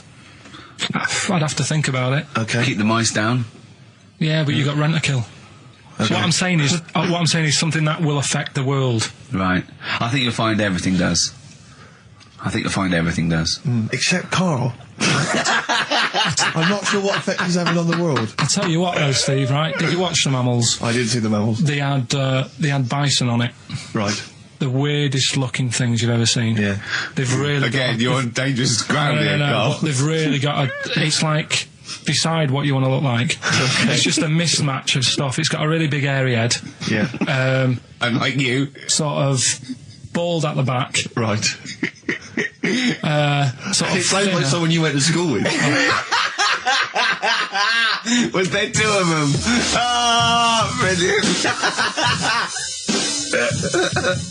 That's nearly it, Carl. Right, what's your last room 101? Oh, God. It was, holidays. Holidays. You want to put holidays in room 101? People who are sort of annoying on holiday. Oh, yeah. Do you know when you go away? Oh, yeah. It's sort of touched on this before. Is this going to be the Scouse guy? Yeah. Go on. Oh, it's so long now. I mean, it was a holiday when we went to Tunisia. And the Scouser pissed you off. Surprise, surprise. Yeah. Yeah. But the annoying thing was, you know, when you go on it was a cheap holiday, and like the lesson here is, you know, if you want a good holiday, you gotta like spend some money. Yeah. And we didn't on this one. We spent about, I don't know, 400 quid for two of us for like a month or something ridiculous. And we got there, and you know, you get to the hotel and you go, we have made a mistake. You know, it's a ropey hotel. You know, you can tell like the blinds and stuff as you're walking, they're all dirty and stuff. And you think, well, let's make the most of it. You know, let's not get down about it. It's a holiday. It's for a rest. And you try and make the most of it. And we had to meet. Do you know, like you have one of those things where you get to your destination and the rep says, right, you know, go and unpack your bags and that. go and sort yourself out in the room. And tomorrow morning we'll meet up at 10 o'clock and I'll go through, you know, the best sort of place to go for camel rides and, you know, the best deals I can get you. That sort of thing. Can anyone here walk like an Egyptian? So she says, right, tomorrow morning, meet 10 o'clock in the discotheque. So we get up and we have breakfast, and it wasn't a good breakfast. The kitchen was, like, bit horrible. The food wasn't good, and it was run by sort of midgets. What do you mean it was run? Not there's anything wrong with that. There was little fellas running around, and the annoying thing was one of them sort of started to fancy my girlfriend. How did he manifest his affection for No, you're not saying there's anything wrong with midgets, though, are you? Just saying it was not strange at that there was... Yeah, but even midgets shouldn't be cutting in on Karl Pilkington's territory. I know, no. But it's also that thing of, you know, they've got little fingers, and it's sort of ruined. I'm so sorry. No, I'm not. It is a bit of a phobia of mine. Okay. Do you know what I mean? They are nice people and that. Sure. Oh, God. But the annoying thing is... So what was he doing then? How did he... I don't understand how he was chatting up your girlfriend. Was he crawling under the table so you couldn't see? just kept... Whispering to her from underneath there. Stop it. Just sort of, you know... Wait, I don't want to get a complaint on our last show. There's not many midgets What's going to happen? Can we just finish this and start up again in a couple of months? Oh, yeah. So if you want to know more about the midget theme restaurant, then we'll talk you in 3 months. Yeah. It's just... It's just... No, that's fair enough, actually. Oh, You're yeah, absolutely no, right, sorry Karl. about That's your this. producer's head Listen, on. we'll see you in about a really... it's been a pleasure, truly, and thank you for everyone that wrote I've got you letters. Have you really? I've got you both a present, right? Oh. I got Ricky, do you know, like we've done fables and Yeah. stuff? Right? Yeah. This is like Mr. Ben. Oh. This is brilliant. Yeah. Right, and it's like little fables that Mr. Ben goes on. Oh, fantastic. So I want you to learn something from that for when you come back. Okay, brilliant. That's lovely, I'll tell you Karl. one of the stories I read this morning. It's brilliant. In fact, when you've done with it, give it me. Yeah. Because I haven't finished reading that. Okay, thank you, Karl. And for Steve, a little chat up lines. A little book of chat up lines. That's fantastic. Karl. Well, we'll see you in 3 months. But carry on emailing Karl. Cherish Karl Pilkington. He sits in a little room by himself, so keep him in touch. And we'll see you in August. We're going to leave you with something that we all love. This is There Is a Light That Never Goes Out by the Smiths. Very apt, I think. Goodbye. See you later. You've been voting in all week, sending your emails. So here's the clips that you wanted. Right. Badly drawn boy, born again. Right, just get this educating Ricky out of the way. So, Turkey, yeah. So what is this again? This is educating Ricky, is the tip included. Right. Apparently a fellow was on holiday in Turkey. He's just having a normal holiday. Weather's good. You know, he's having a good time. Weight is all normal height. Yeah. He's having his meal. He hears a load of screaming going on in the kitchen. No. Has his girlfriend wandered in there? And they do, With a stepladder. they circumcise people in the kitchen, and apparently... What are you talking about? Whoa. Slow down. We were Sorry, sidetracked there for a minute. what are you talking about? Well, I'm excited about 2 things at once here. One, they circumcised people in the kitchen. 2, I guessed it was someone losing the end of their knob. He did, yeah. I started thinking like Karl Pilkington. Extraordinary. That is amazing. Apparently it was going on. It wasn't just a one-off either. Well, when I say a one-off, I mean they did it more than once. Yeah. Right. And there was it was there for a week, and apparently the first night it was quiet, and then the rest of the week, every day it'd be like having his breakfast, or even his lunch, or even his tea. Yeah. Right? He'd be doing it all day. Oh. You'd be hearing Lunch and screams. breakfast, fair enough, really. Yeah, So but isn't it tea time? Don't do that. And apparently it's a tradition over there. You can't even make a complaint about it. It's like, well, you should have found out before you come over See, it. I can't believe this is Sorry, true. I'm a little I bit can't lost. believe this is He was true. in a restaurant, in a hotel, and there were people having circumcisions in the kitchen. Yeah. Is that right? I'm even worried that we're bordering on the racist here, suggesting that is tradition, that Turkish people cut the end of their cocks off in the kitchen Yeah. at meal times. I think you're wrong, Karl.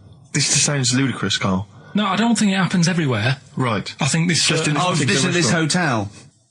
certain places, Certain hotels. certain hotels. What, is it like 2-star? Yeah. Why did he go to the Foreskin Inn? It was his own fault, wasn't it? So that Sorry, that's it, is it? Have they closed? Sorry, no, wait. That's the story. You educated me, right? Once a fella saw some Turkish people cutting the tip of their knob off in the kitchen. Thanks very much. Thanks very much, Karl. Got any more? Well, there's things you can learn from it. Either don't go to Turkey, No! don't have calamari when you're over there.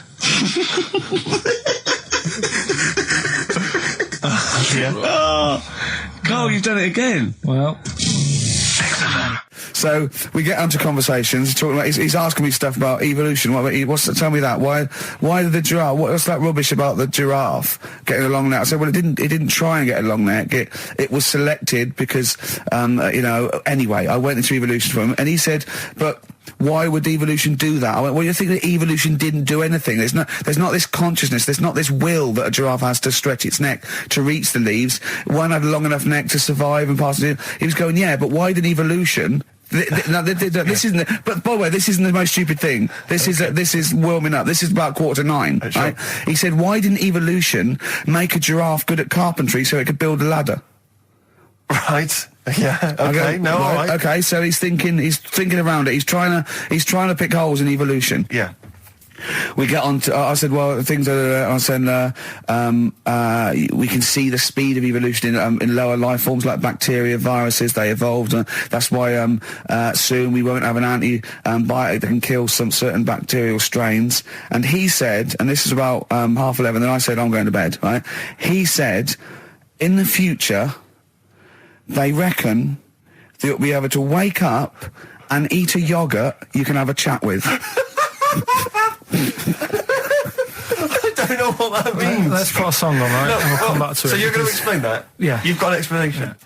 The Verve and Sonic on XFM 104.9. I'm Ricky Gervais, with me Steve Merchant and Karl Pilkington. So let's just get this right. What did Carl say? He's just specifically giving those words he again. said, they reckon, and I said, I'm going to bed. He went, no, really? I said, no, I'm going to bed, Carl. There's no point now, because, it's just like you're talking gobbledygook. You know what I mean? I might as well talk to a pot plant. Yeah. He said, in the future, they reckon, I don't know who they are. Sure. I don't know, people who post things on the internet that he reads, I think. The Telegraph. Anyway, complete the sentence. They reckon that in the future you'll be able to wake up. I love it. There's a little scenario, an embellishment, like this little. Oh, hello, darling. It's your yogurt. Hello. You'll be able to wake up and eat a yogurt you can have a chat with. All right, well, thanks for that, Rick. I'm looking at you. I'm going to throw that over to Carl now. Right. It's when I was away on holiday, right? I don't normally buy the Telegraph because it's too big and that, innit? So, but they were giving it away for free on the plane, so I thought, Ding dong. might as well have it. Mm-hmm. And I saw a couple of things in it. I thought that would be interesting. I saw this thing about the future, and it was talking about evolution and what have you, right, which I always find weird, because I always think that maybe we've sort of done it wrong anyway. Do you know what I mean? I sometimes think... You can't evolve. By definition, evolution can't get things wrong.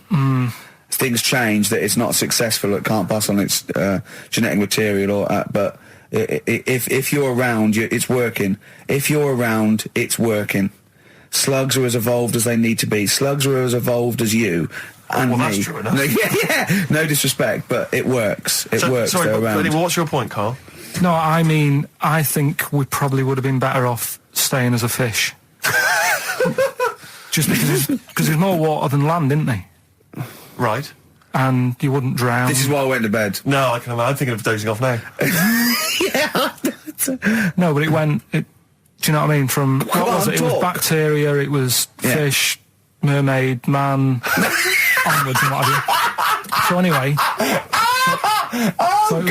Oh God! No, there are a few knowledge gaps in your theory of evolution. All right, Mum. You generally got it right, though, so... But I mean, basically, yeah, it went bacteria, fish, mermaid, man. What's next is the big question. So it was telling you all about this and what have you, and saying how, like, we shouldn't have interfered, because maybe if we wouldn't have invented planes and what have you, maybe we'd be able to fly and what have you if we really needed to and stuff like that. Okay. So we've interfered with evolution, you see. Right. Well, then it was saying, well, what's the future got? Well, yes, in one way we have interfered with evolution. Yeah, the evolution of the human being in society is changing. It's no longer based on the strongest or the fittest, because medical science can keep us alive long enough. People can pass on their genetic material where without this civilization they wouldn't have been able to. So yeah, there are different parameters, there are different pressures, there are different things that say whether we're going to pass on a jet bacteria or not. Okay, so in that sense, you're right. And that, Rick, as far as I'm aware, has led to a yoghurt that you can eat and have a conversation with. So this is what it was saying. It was just saying, you know, we're living in mad times and that. You know, there's a lot of weird stuff going on. One of which is... And the fellow was just saying, you know, with computers and stuff like that, the way it is, we'll be able to wake up, Go on. have a chat with your yogurt and have something to eat. What do you mean, have a chat with your yogurt? Because of the amount of, I mean, you have them yogurts already, those friendly yogurts, those bacteria-friendly ones, so this is just a really friendly one. Yeah, they don't... Oh, God! I'm like Bears! Do you know what, sometimes, Carl, I think that we're having a chat with a yogurt. Do you know what I mean? There can't be any difference. Yeah, but then I'm always reminded that would be more entertaining. That would be more informative. Is this something that happened to a friend of yours, or is this... No, I read about it. You read about it? Okay. There's this little lad, right? Okay. First of all, it's years ago, right? When they didn't have decent doctors in, like, every town and that. Yeah. And, this little kid is dead ill, right? Yeah. And the local doctor... Well, there's a phone call involved, so I don't really get the impression that it's like medieval times. Yeah. Yeah. But I didn't say that, I just said it's years ago. So this kid's ill, right? Yeah. And he's lying in the bed, and he's all going funny colour and that. Yeah. And his mum says, I'm going to get the local doctor round. The local doctor comes round, and he says, I don't know what's up with him. He said, leave it with me. Leave it with me. He said, the doctor said that. I'll have he said, I'll phone up a top doctor. Okay. Who was in America or somewhere like that. And so he goes to the phone in his office and he calls America, and because it's years ago, the phone line isn't that good, it's all crackly and that, right? Yeah. So he's talking to the doctor and he's saying, I've got this kid, he's a funny colour, and you know, he's really weak and that. I don't know what's He's up not with him. giving him much to go on. Right? Sure. So the American doctor, right? Yeah. He goes, yeah, what you want to do? And it's all breaking up, right? Yeah. He goes, what you got to do? You got to, it's all breaking up. You've got to give him some parrot's blood, right? Some parrot's blood? Well, that's what he thought he said, but the line was really bad. Yeah. He meant parent's blood, but he heard that he said parrot's blood. He said, right, I'll do that, leave it with me. I can see where this is going. He goes to, a pet shop. Yeah. He says, give us like half a dozen parrots. Sure. Takes them round to the kid's house, takes the blood from the parrots, puts it into the kid's fine. The kid's fine. I've never It worked. such a load of shite in my life. I've never heard such twaddle, such just made up, enhanced, exaggerated bollocks in my a life. load of old rubbish, Carl. I mean, when he told me this, he said, the doctor said, what do I do? And the doctor on the other end said, give him some blood. And the doctor went, where do I get blood from? So hang on, wait, I just need to where do I get clarify. blood from? Give him some parents' blood. Give him some parents' blood. Give him some parents' blood. Yeah. But hang on, I just need to know where you read this. Carl. Where was this? Where did I you read stitched this? you up. You know what he said? He said, so do you believe it? I went, tell it to Steve. He went, do you believe it? I went, tell it to Steve. Carl. Where did you read it? That was on the internet.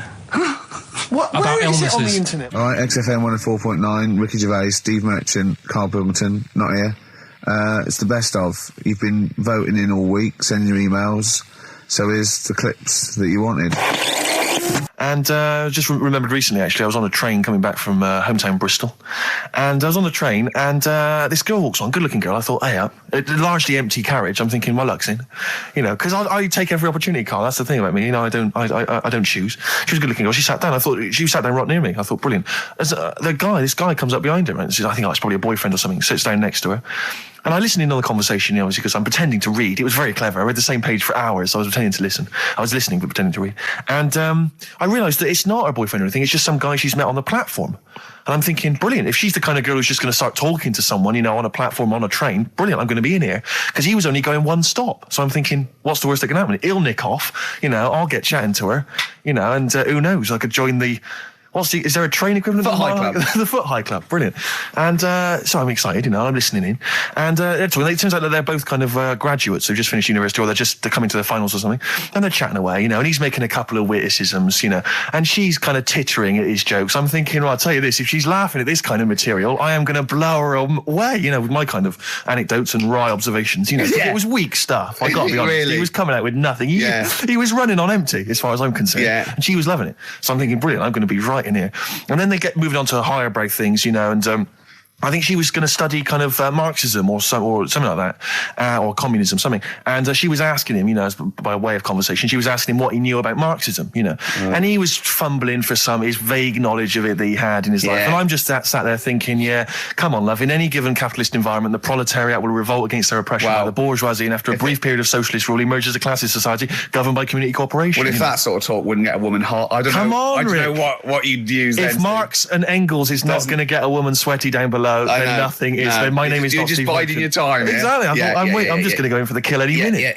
Yeah. So anyway, it comes to his stop. Right, he gets up. I'm thinking this is a piece of cake, and he gets off, and off he goes. He walks off, and I'm thinking brilliant. And I thought, I'll wait. I'll wait till the train's pulled away. I'm not going to leap in straight away. No. And he comes back along the carriage, and I'm thinking, hang on a minute. He goes, listen, do you mind if I give you my email address? Oh. Right, and if you want to get in touch, email me. I'm thinking, come on, you loser, get off now. Save your face, please, before it's too embarrassing. She accepts the email address because she obviously doesn't want to hurt his feelings, whatever. I'm thinking, fair enough. She's a good woman. I'm liking her. I'm loving her. I'm thinking that's my kind of girl.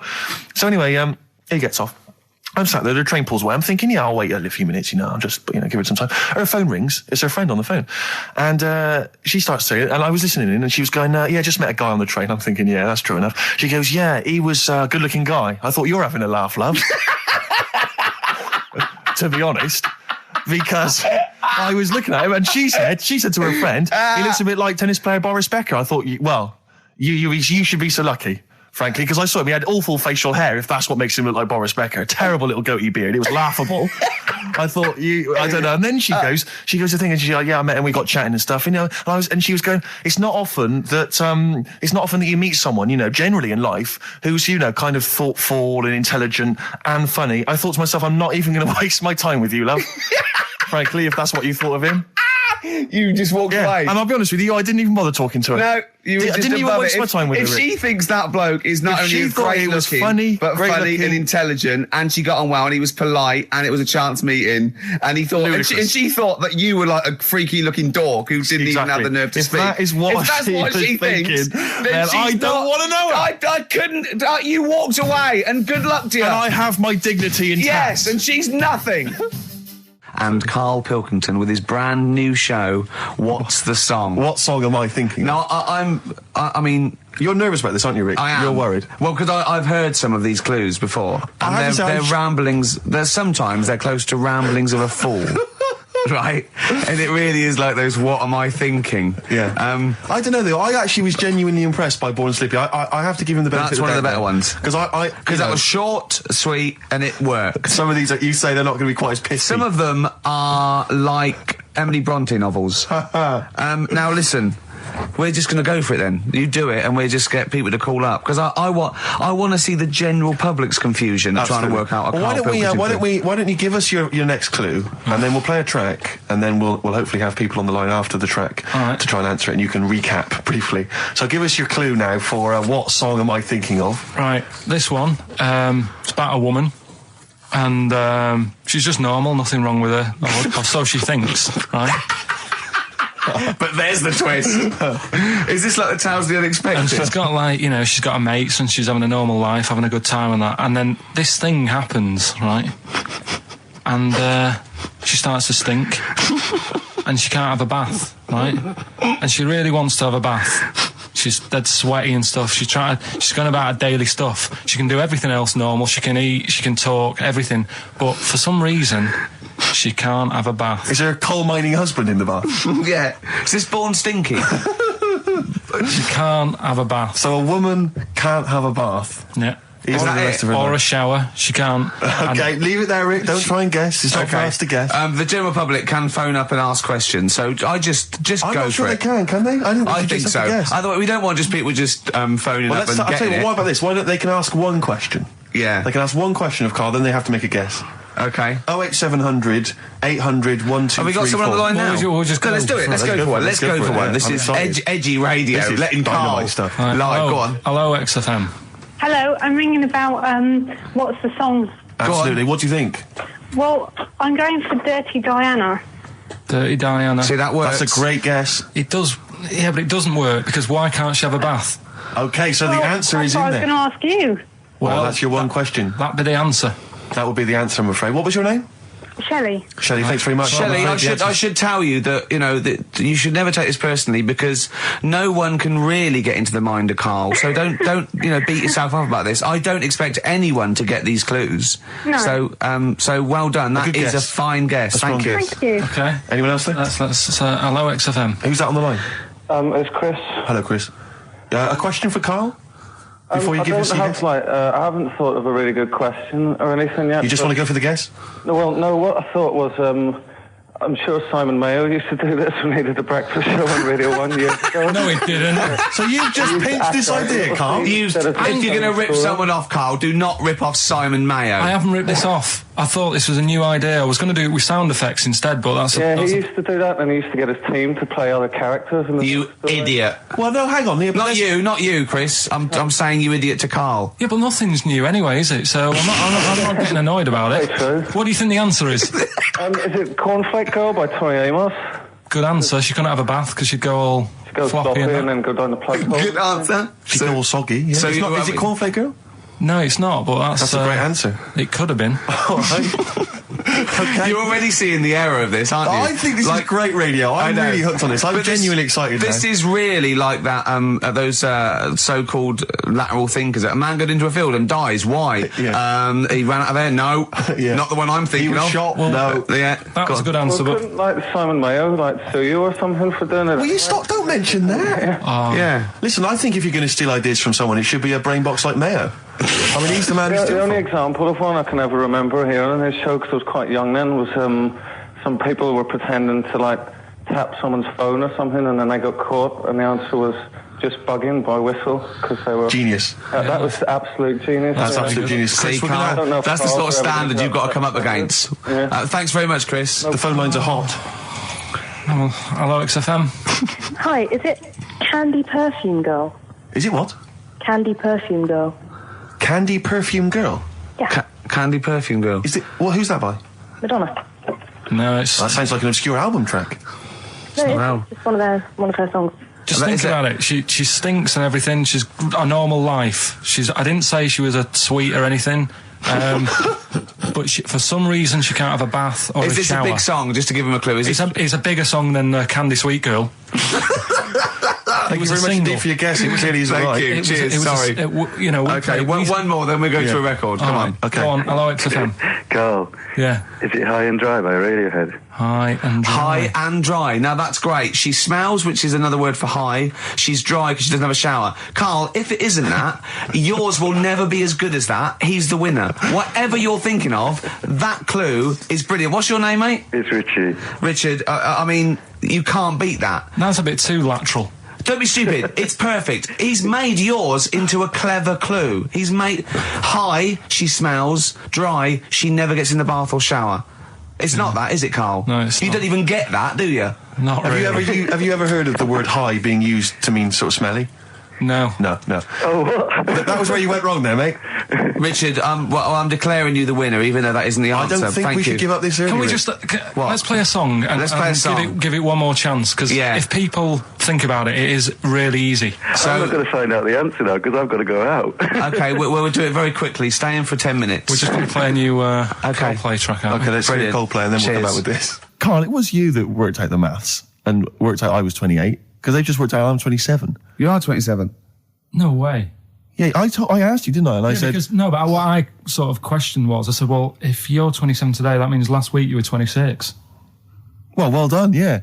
That's irrelevant. So therefore you assumed that I must be 28 then. Yeah. Whereas I assumed you were using, your knowledge of maths, No, such as it is. I wouldn't do that. No, sure. Wow.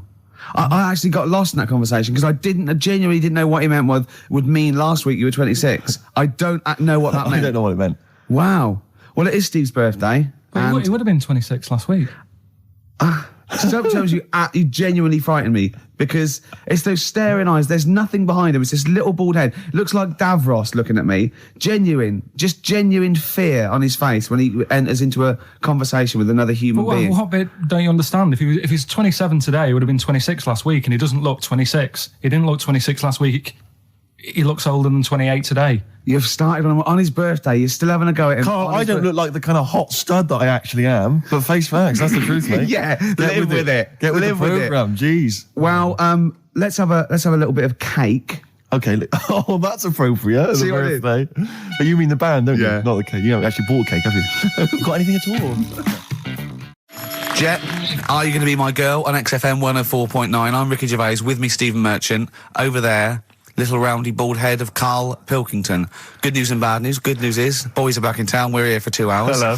Bad news is, we have no monkey news, gay fella news, or little Chinese fella news. Really? We're going to try and, leave that for a week, Yeah. and then maybe come back to it. Yeah. It was Why do good. I get the feeling that within 20 minutes we'll be talking about little gay Chinese monkeys? Carl, think of that. We have got monkey news. Have we? Oh, yeah. So we've already broken that promise. Oh, okay. I thought we were going to try and sort of talk about something else. Just like, for example, that's why your balls are on the outside.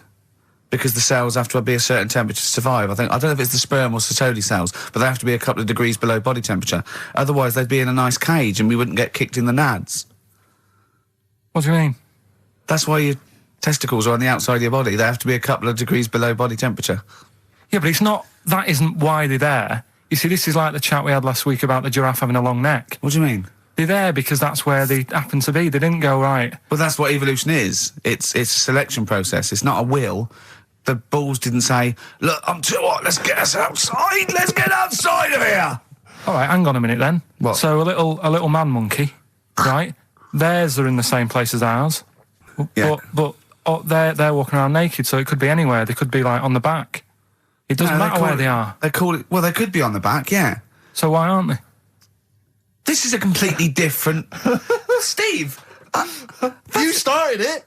I wash my hands of the whole affair. And we're not only back to balls, but we're back to monkey balls. Yes. In one thing from about parasites, we're back to monkey ball news. Yeah. How do we get back to chimp testicle news? Keeps happening. We've done, like, Donald McIntyre's thing, right? He's been ripping us off. I did Cheap as Chimps. Yeah. He's been doing it. No, he hasn't. He has. He's done some programme about how much it costs to get a monkey and that. Right. What else have we done? He believes this. Yeah. There's loads of stuff we've done like that. Yesterday, Rich and Judy gave you the tea picked by monkeys. Yeah. I told you about that either last week or the week before. Yeah. I showed those there's people send monkey news all the time for Carl, and I showed him one earlier which said there's a new monkey hospital that's been opened. Yeah. Carl, Now, that's immediately... for the treatment of monkeys, right? But he immediately thought it was run by monkeys in white coat. Did he really? Yes, and he was disappointed because it wasn't.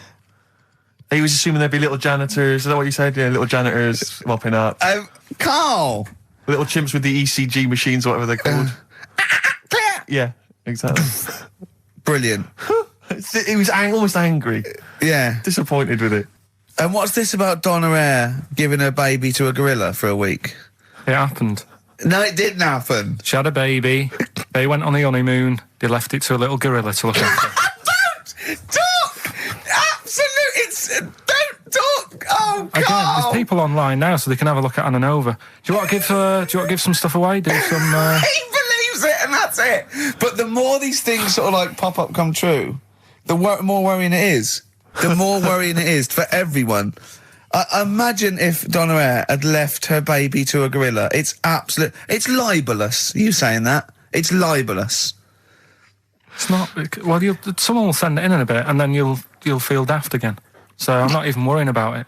So that's pretty much that. Is there time for monkey news? I think we've got to have monkey news. Let's And play then that second track from the Ryan Adams. Let's play the jingle, though, if we can. Oh, chimpanzee, that monkey news, you Right. Now, it was back in the 1980s. Right. So it is quite topical then. Okay. When did this happen then? 1980s? Yeah. Yeah. It's about a Colombian F1 sort of, Formula One driver. Yeah. Apparently these races were going on, right? And someone kept winning them. Right, okay, forget it. No, don't do it. It's because it's rubbish. Because it's rubbish. Right, so someone kept winning the races. So this human that kept winning the races. So this human being that kept winning the races, Carl, what was his name? His name it's Jimmy something. Yeah. How tall is he? Just out of interest. No, how tall is he? Let's hear the story. Was he about 4 foot You 8? might find out if I tell you the story. Right? Go on. So anyway, he kept winning. Everyone was like, "Oh, he's brilliant. This guy, who is he?" and all that. Yeah. But his gimmick, right, was never showing his body or face. That's right. Never took his helmet off. You're an idiot. Never took his helmet off, right? You know the short trousers he used to wear. His trousers were about a foot long, but his shirts, the sleeves were really long. Anyway, right. So because he wouldn't take his helmet off, you're an idiot. He was taking part in the F3, which is like the lower ranks of Formula 1 and that. Just get to it. Everyone thought it was like a famous driver who was taking part in that. Get to being a monkey. Anyway, what happened was there was a crash one day. Yeah. And the car tipped over. Everyone's like, "Oh!" He ran up a tree. So they were suspected when he ran away with the ambulance people up a tree and started eating a banana. So the marshals ran over and the ambulance people were there and they were about to take his helmet off, and the marshals were like, "Don't take his helmet off." And give away the secret that he's a monkey. Give away the secret and that. Yeah, chimp. Yeah. Took his helmet off. Jimmy Chimpus. Little monkey under there. No, definitely not. Okay, let's play Ryan Adams. Did he survive? Let me just a couple of questions. Did he survive? Yeah, he did. Yeah, he was allowed to keep all the awards that he won. Sure. But he wasn't allowed to take part in any other races. Yeah, didn't happen. This is Ryan Adams. We'll see you next week. This is a song called The Shadowlands, also from that Life is Hell album. It's good stuff. Idiot. Okay. Play the jingle. Oh, what is it? Chimpanzee that. Oh yeah, chimpanzee that. Monkey news. Right, well, the last one of the year. It's not that good, but this is all that's been going on all week. Yeah. Little monkey. What happened is, it's this plane, right? Aeroflot, I think it is, Russian airline. Having a good flight. Everything's going normal and that. This is gonna be libelous. The pilot. Sorry, I mustn't interrupt my side. How tall was the pilot on this flight? Okay, listen, we've had a few complaints. People saying, don't interrupt monkey news. Okay. Don't interrupt monkey news. I won't then. It's like the weather girl complaining whilst Trevor McDonald's doing... Okay, all right. Go on then. All right, so, the flight's going well. Food's been served and all the rest of it. Anyway, someone gets upset about not having many nuts. Right, they've not got enough nuts. They hand the nuts out and that. One of the sort of passengers is going mental. What's he saying? He's just what going language mad. is he talking? Is he Russian or English? So anyway, there's a bit of a fight going on. Fight starts happening. People are going, "What's up with that little fella?" Right? The little hairy bloke. So they sort of drag him. What's wrong with Bob Hoskins? And why is he screaming? Why isn't he talking in his usual Cockney accent? Why is Bob Hoskins screaming and grabbing at nuts? So you've ruined it. Come on. Forget it. What have I ruined? Right, Rick, turn his microphone off so we can't interrupt you. Right. So anyway, there's a fight going on. Nuts are going everywhere, right? So anyway, they manage to tie him down. They get him on the floor, tie his legs up and that, right? His little legs. Get him to... Come See you later. Have a good Christmas. No! Carl, how dare you? Finish the story. All that happened is they got back. It turned out that he shouldn't have been on the plane anyway. Why? His passport wasn't valid. Right. And you can't cause problems on planes and that. So he got put in a cell for a bit. Turned out it was a little monkey. Right. Quick question, how did he complain about the shortage of nuts? Yeah. He just was going mental. Right, he didn't actually call over a stewardess, he just... Well, how did he get on the plane in the first place? What ticket did he have? Have a good Christmas and that. But you know it's rubbish. You must know that's rubbish. You must know that's rubbish. All the best. You must know that's rubbish. Where was he going? And I sent him a text. Oh well, it's just good to be on holiday because I'm working. He sent back. So am I. Just been watching Sky News. There is a school for monkeys who want to get a band together. Is that monkey news for later?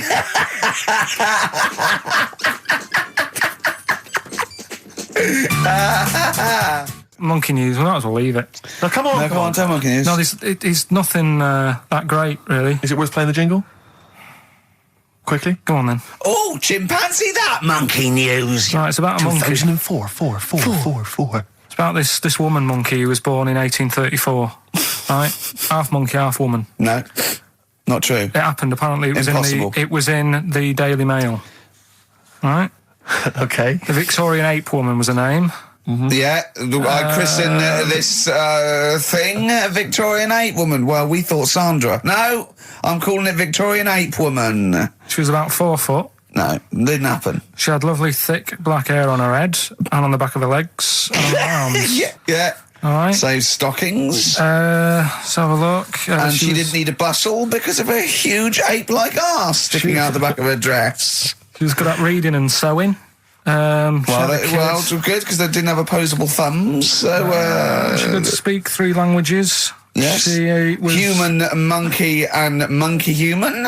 20 offers of marriage. Does that annoy you, Steve? Absolute twaddle. All right, well, more rubbish than your soul weighing an ounce. Let's leave a it there. Victorian monkey Let's woman. leave it there, then. See you next week with some more twaddle. I was worried we wouldn't have the old magic in 2004, but we're still talking shit. Merry New Year. Is it anything to do with monkeys? No, we've got monkey news. We've got monkey news coming out. Of course we have. Monkey news. People are there now over to XFM for monkey news with Karl Pilkington. No, we won't do that yet. We're not doing that yet. Oh, my Corazon. Tim Burgess. Brilliant. XFM 104.9. Right. Well, we're running out of time here. Yeah. We had Karl in a little film, but I think we've only got time for monkey news, you know? Yeah. What are you thinking, Karl? Yeah, if you want to do that. Yeah, let's do monkey news. All right. Play the jingle. Oh, chimpanzee that monkey news. Right, there's this monkey, right? Oh, yeah. I think his name was number 6 or number 7 or something, right? In this lab, right? Yeah. And anyway, it's in there with the rabbits and little mice and stuff like that. And the rabbit smoking. The nurse, right? Not the nurse. The woman who works in the lab. What would you call her? Is it a nurse? Depends. What depends what her job was. If she was a lab assistant, you call her a lab assistant. All right. I mean, they probably call her by her name. All right, lab assistant, right? Kirsty. So she's. I think it's probably Kirsty. Right, Kirsty Morris. Well, she's in there, right? Yeah. And she don't work with many people and that. She's mainly on her own with, just putting lipstick on rabbits and stuff like that, right? Chimp fancies her. So, Chimp fancy her. He's putting on lipstick. Chimp fancies her because she's got hairy legs. He gets pally, right, with this woman because he gets to a point when she sees him every day. It's the way he sort of tries to string out like it's a narrative love story. Did the chimp put its hand out and grabbed her, and then you thinking that he made a move on her? So right, come on, he's allowed out. He's allowed out. It's not a story, is it? He's allowed out the cage and what have you every day. So he's wandering about, and as time goes on, he's watching what she's doing more and more. Yeah. Right. So he notices the code on the door, right? Because whatever 247 or whatever, he goes, right, I've clocked that, I've got that, I'll remember that, right? And then he goes, right, there's a lot of lipstick and that knocking about, a lot of makeup. Right, okay. No, there's no way. Finish. No, because Steve, you know what's going to happen. I know what's going to happen. So he's there. It's ridiculous. And he's going, well, if it's there, you know what I mean? So while she's messing about with the rabbit, he gets there, he's in front of the mirror, putting a little bit of lippy on. Right? You are I can't. It's gone too far. No, it's gone too far, Steve. Right, your mic's off, Rick. He's finishing the story. So, turn mine off as well. It's gone too far. Turn him off. Just let him finish. Right, so the thing is, right, it's this monkey wandering about. It's got lipstick, it's got mascara on, it's looking pretty good. I didn't mention the mascara. It's looking all right? So it knows the code on the door, 247, right? So when she's sort of messing about with the rabbit, right, he goes, right, here's my chance. He's looking good. 247, out the door, through the reception reception man's there. He's like, all right, Kirsty, right? Don't talk shit! I Feel Free from Cream. That's pretty much the last track, isn't it, guys? I imagine on XFM 104.9. Well, I mean, I've got nothing to say after that ridiculous story. I mean, that's worse than the bank robbery to me. Yeah. That he clocks out. And the bloke on the desk. All right, Kirsty. Oh, you're 2 foot shorter and hairy. She wasn't a looker anyway. So. She wasn't a looker anyway. Brilliant.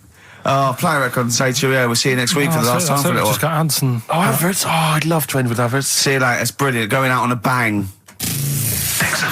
All right, well, this is the final one. Play the jingle.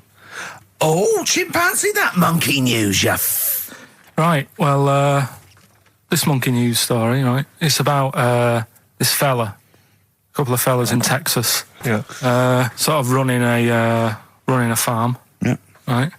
Just because they definitely fellas. Well, how tall are they? Can we just let him tell Okay, us they what- aren't human beings. These two are human beings. Time's against us. They're Rick. running this farm and that. And anyway, so they're outside getting the cattle. And he turns round, right? It's just that cow's... Couple of monkeys walking about. So he goes, what's going on, right?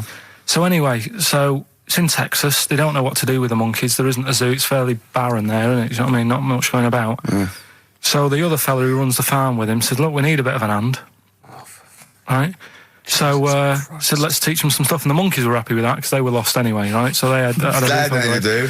They were bumming around. They were looking for work. They'd hired a motorhome. They'd gone out of their way. Maybe it's like the Hulk. They're like Bruce Banner wandering around going, I need some work. You won't get angry, will you? So anyway, right, so they taught these monkeys how to ride a horse, right? So they've both got a... Sorry, you're sure Charlton Heston's not going to pop up?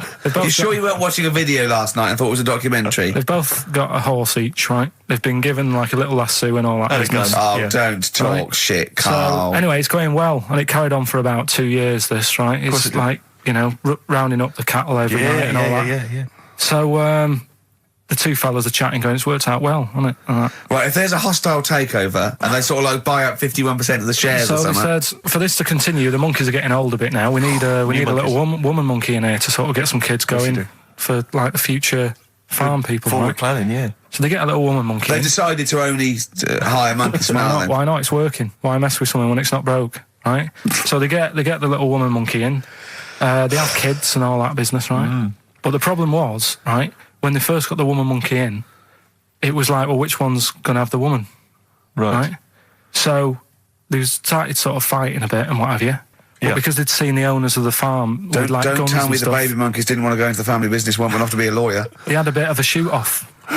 Shut up! They got two monkeys, right? And because they'd seen the owners with guns and what have you. Yeah. No, that sounds So they had a bit of a shoot-off. Yeah. That's how they sorted it out. And who won? I think it was George. The one called George. Right. So I think they had 17 kids. The farm's still running. So that's like the last little monkey news there. Good little Rick, happy ending to that one. If you were to rub your nipple against his lips while I held him down. Right, come off it now. Come on. No, I'm not doing it. Bruce Springsteen, Thunder Road, last track on XFM's Ricky and Steve. You can check this all out on the webcam. I've got fingers. Get his arm out of the way. Get the arm out of the way. This happened on Scum. Just the finale is monkey news, obviously. Well, I'm looking forward to it. Oh, chimpanzee, that monkey news, yeah. There isn't. I've been away, haven't I? Right, there's been no monkey news. You can't get... No, but I haven't had a proper chance to sort of, you know... Carl, your monkey news is of spurious tales from the 17th century sometimes. So let's have one of those. No, let's have a monkey who dressed as Zorro and they thought he was a woodsman, but when they took his head off, he was a 4-foot hairy chimp. Let's have one of those ridiculous stories. Well, we've done that, though. But do you want to go back on some of the ones? What is the monkey news? There must have been some monkey news this week. The only thing that sort of stood out, do you know, like, they're having problems... You're just making this up.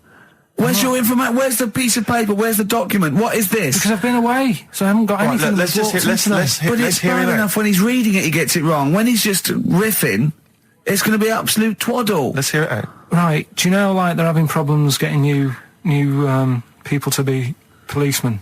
Go on.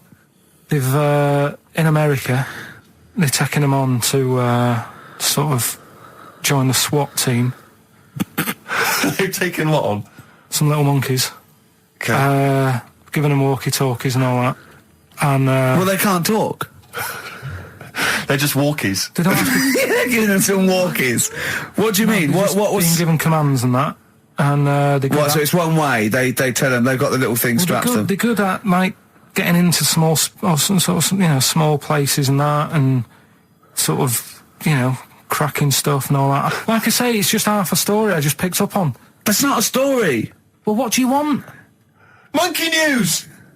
Well, I'll get some better stuff next week, but I've literally, like, got off a plane. This is the worst. This is one of the worst shows we've ever done. And that's saying something, Rick. We've done some tripe. This is nothing. And to end with the police in America have given monkeys walkie-talkies. That's nothing. That is a disgrace. And what do you mean that you've not had enough time to prepare? We've been off air for 18 months. Yeah. What, there's been no accumulated monkey news in that time? It's got to keep it fresh, though, hasn't it? Great, well, more time. XFM.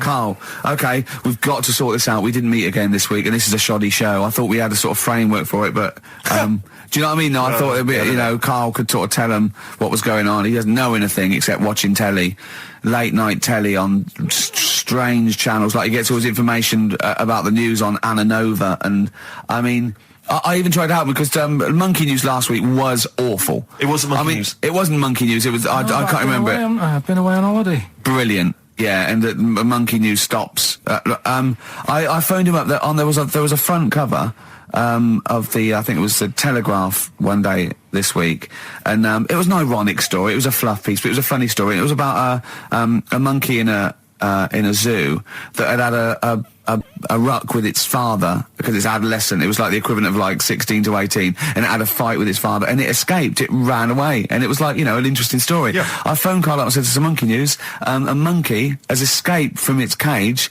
after an argument with its father." And he said, "What was the argument about?" I mean, he thinks like Homer Simpson. Yeah. What Amazing. was the argument about? Like, the zookeepers are going, oh no, he's brought up his untidy room again. The father, oh look, he's caught him smoking again. I mean, what do you mean, what was the argument about? They have fights. They have fights, and then it ran away. His dad wanted him to go to college, but he just wants to quit and get a job. Yeah, and he fancied a monkey in the other cage, and the father was saying, she's not good enough for you. No. Oh. So what we've got was some it monkey about? news today? Yeah, I got a little bit of monkey news. You got a little bit of monkey news, right? You've redeemed yourself then this week. We've got some stuff there and that. Josh Rouse, it's the night time on XFM 104.9. Steve Merchant, Ricky Gervais, Karl Pilkington, and what is it time? I think so. Yeah. Oh, chimpanzee, that Monkey News. Right then, so there's this monkey, right, in Canada. It's in a zoo in Toronto, I think it is. His name's Pascal, right, and what happened was all the people in the zoo sort of said, you know, what can we do? Sort of spice the day up a bit, right? Yeah. So they left. Embellishing. No way this is a news story. Let him do the news. Okay. So they left. Any dates? Just let him read the news, all right? You wouldn't interrupt Moira Stewart. There's about 2 weeks ago. No, because she always says today, so you know it's news. She doesn't say, right, there was a monkey, right? In Canada, come on, right? Mate, just finish the okay. Be all night. A couple of weeks ago in this zoo in Canada. Right. Jesus. They got a camcorder. Right. And they said, let's leave it for the monkey to have a play with, right? So, anyway, they passed it around. Won a BAFTA. And a couple of chimps and that were rubbish at it. They were like filming the floor and all that, and the fingers were always in shot and stuff like that, right? But anyway, there was this one chimp called Pascal, right? Who annoys me that he calls them monkeys, though. They're not monkeys, they're apes. He was a dab hand at it, right? He was like filming stuff, really good shots, you know, sort of nice mood and that. He used the lighting properly and all the rest of it. No, he didn't. This is the news. What are you talking about? This is the news. So Steve, anyway, it's so annoying. You know it annoys me so much. Things like that. He was a dab hand. He was doing really good shots. It really annoys me. Let's hear the news. Anyway, right, so he started at night, like when the zookeepers went home, he started filming like other monkeys on the go, like whilst they were at it, right? And he was filming them and what have you. The Ron Jeremy of the zoo. You know it's going to end up on the web. So anyway, the zookeepers came in the next day, and it's like, let's see what shots he's got. Anyway, he's got all this, like, you know, all these monkeys at it and what have you. So, this is honestly, you don't know what this is doing to me, Steve. Can I stop him now? So they thought, like, actually, there's a few monkeys who aren't at it enough. Do you know what I mean? They have problems, what have you. So let's give them the videos. That is so untrue. This is so untrue. It's so untrue that it was filmed by a monkey. So it's so untrue. Right? Rick, I don't know who to believe. Oh, Carl, you're talking so much shit again. You must know that's not true. There's no way. There's a load of tapes out. Look at me. Don't keep talking. Look at me. Yeah. You must know that's not true. Can we just hear the end of this It's news? all here. You had a go at me last week because I didn't have the full story. I've got the full story. You're still not happy. There is no way that by chance, what should we do? Let's give him a camcorder. That could happen. He then films him at it. That might happen. It might happen, but I don't think he'd keep the camera still.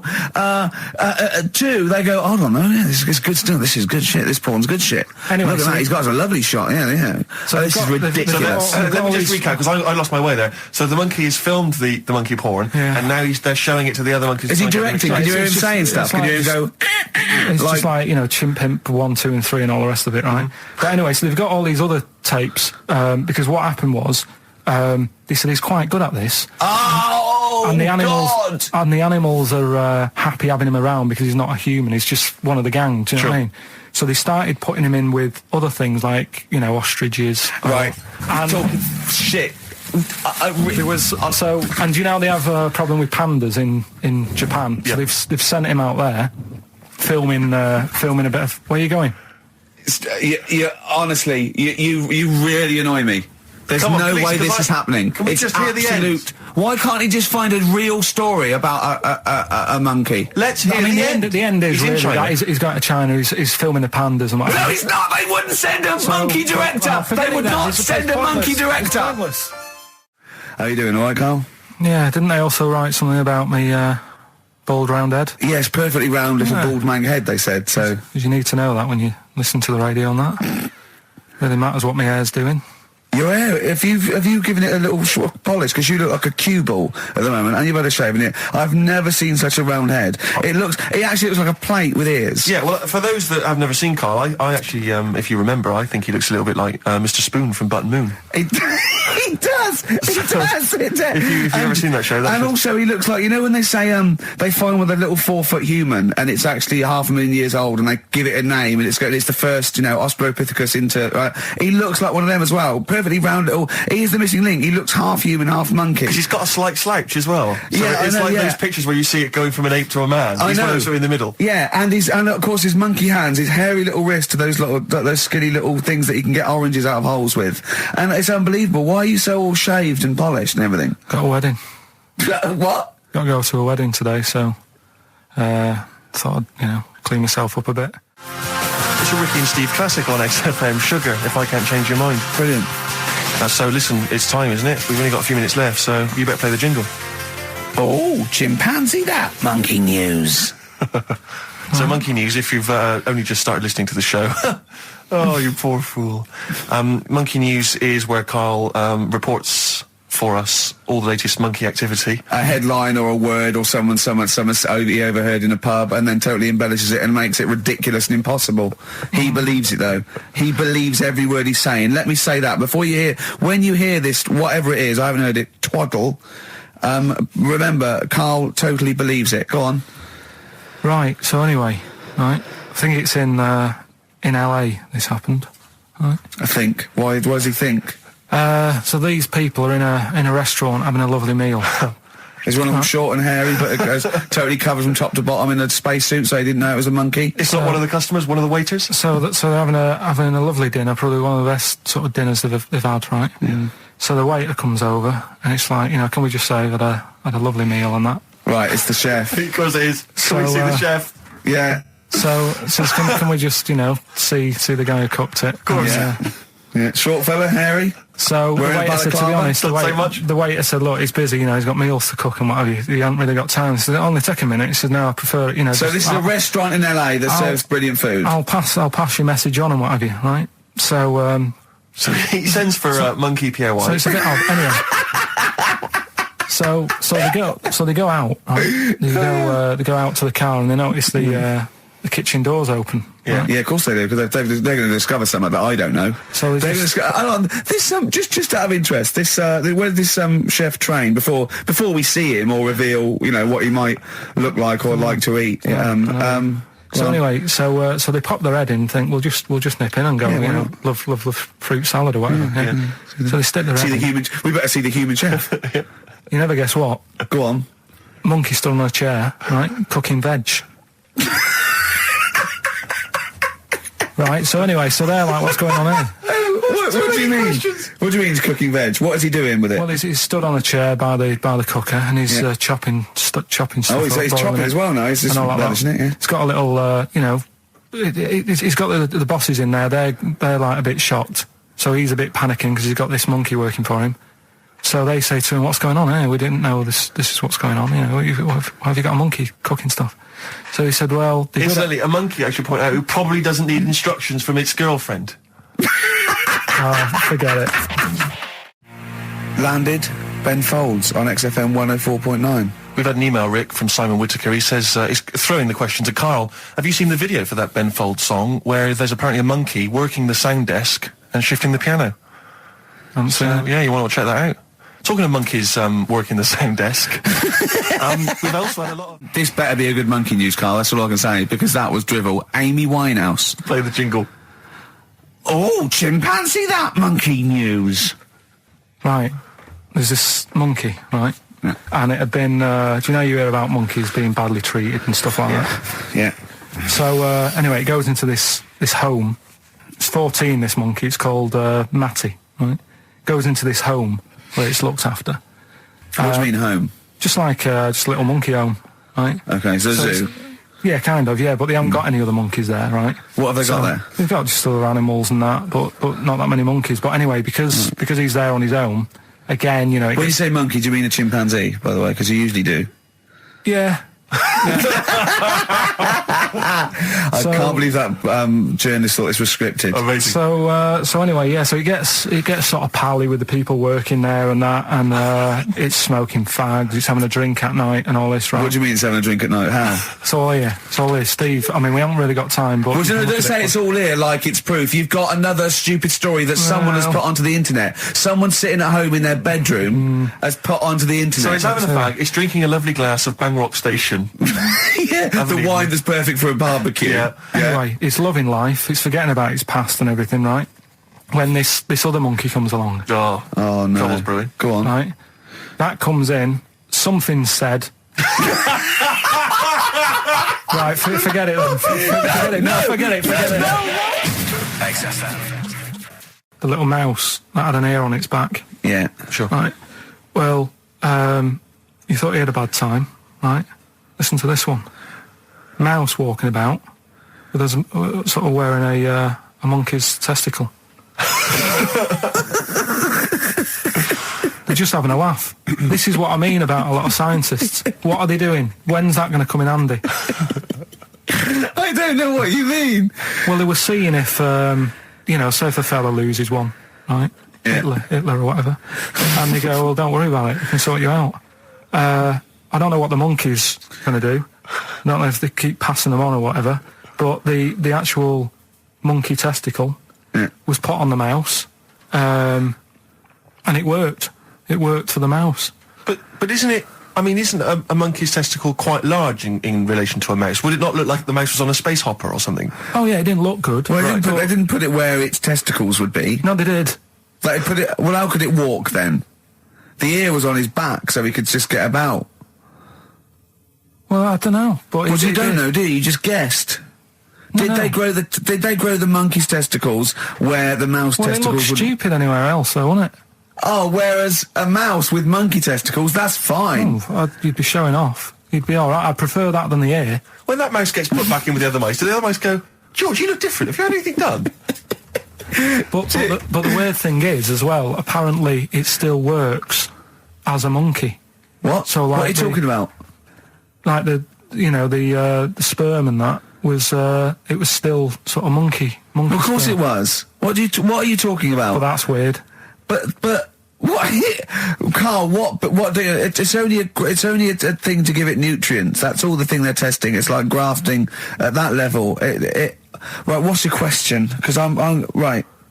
What do you think? It would change eventually. It would have changed into a mouse testicle because it had been hanging round a mouse for so long. No, I thought the actual sperm of it though would be a mouse's. Why?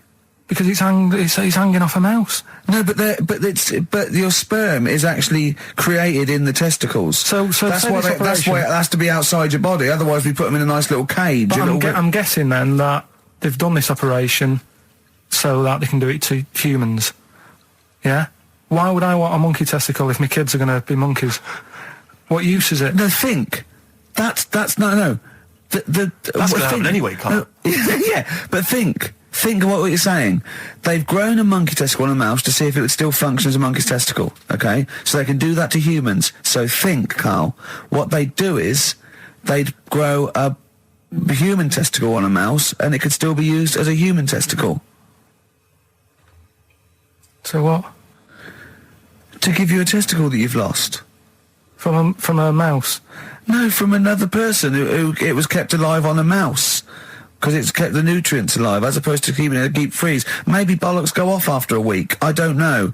Maybe they get accidents. He had a little a card. Do you donate your testicles? Yeah, I'll tell you what. No one needs testicles yet. Let's keep them on a mouse. You have yours ripped off in some sort of bizarre skiing accident.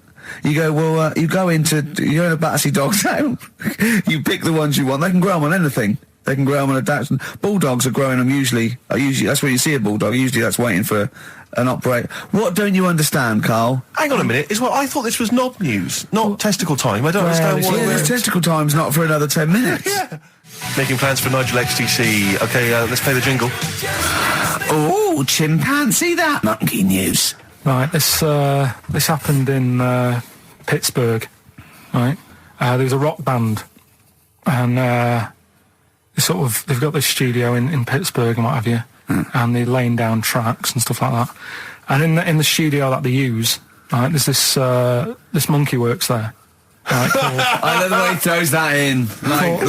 Like he throws that in. This monkey works there. No, it's just got a little gig there. He sort of he carries the equipment in, guitars, stuff like that. He doesn't. He does. No, he doesn't. He just sort of cleans up after the bands. No, he doesn't. Emptying the ashtrays. Doesn't that happen. Sort of stuff. He Doesn't does. happen. That's the gig it's got. Anyway, right.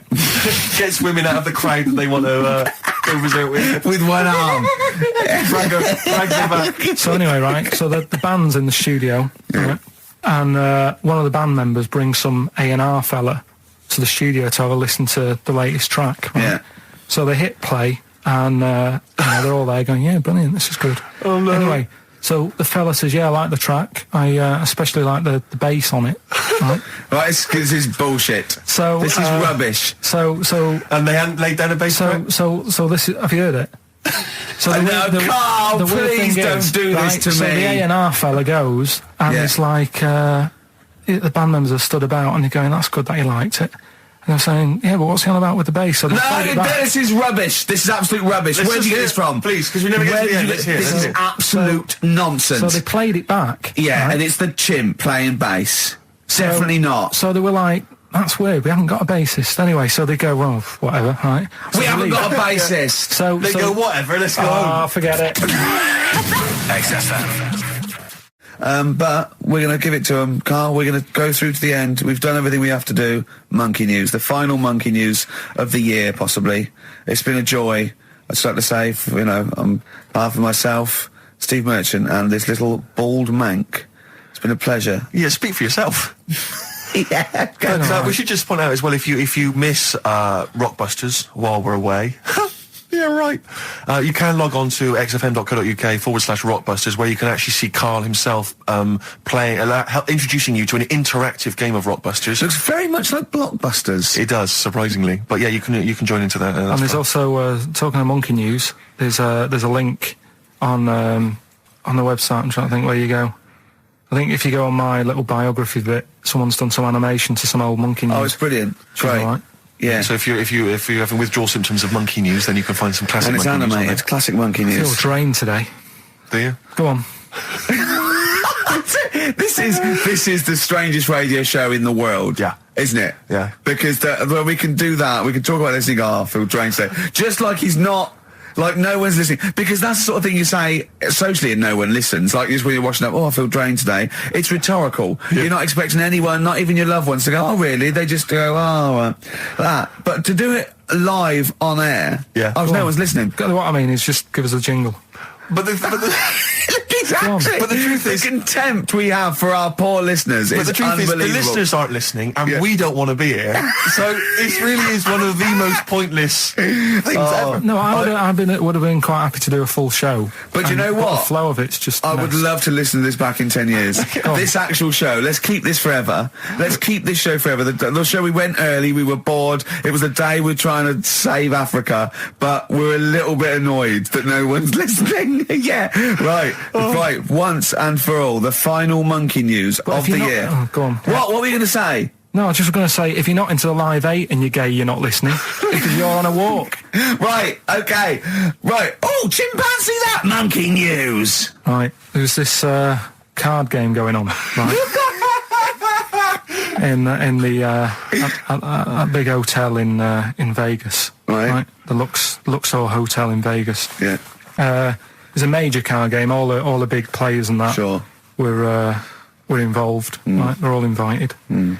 Anyway, so they all meet up in this dark room at the back of the. Oh, there we go, dark room. At the back they didn't work. They didn't see the little 4-foot hairy fella. So it was brilliant at poker. Like I say, it's a big game, and that everyone's been waiting for it. So it's played in the back room, not in the main entrance bit, right? So anyway, like I say, it's dark in there and what have you, and the players went in. There was already someone sat in there, right? Right. But they couldn't quite see Was he him. a short, hairy bloke with slightly longer arms than legs? Couldn't see him. Where his arms slightly longer than his legs, strangely enough? Was he holding his hand of cards with his feet? Anyway. So the cards were dealt, right? Cards were dealt, game's going on. His cards with his feet!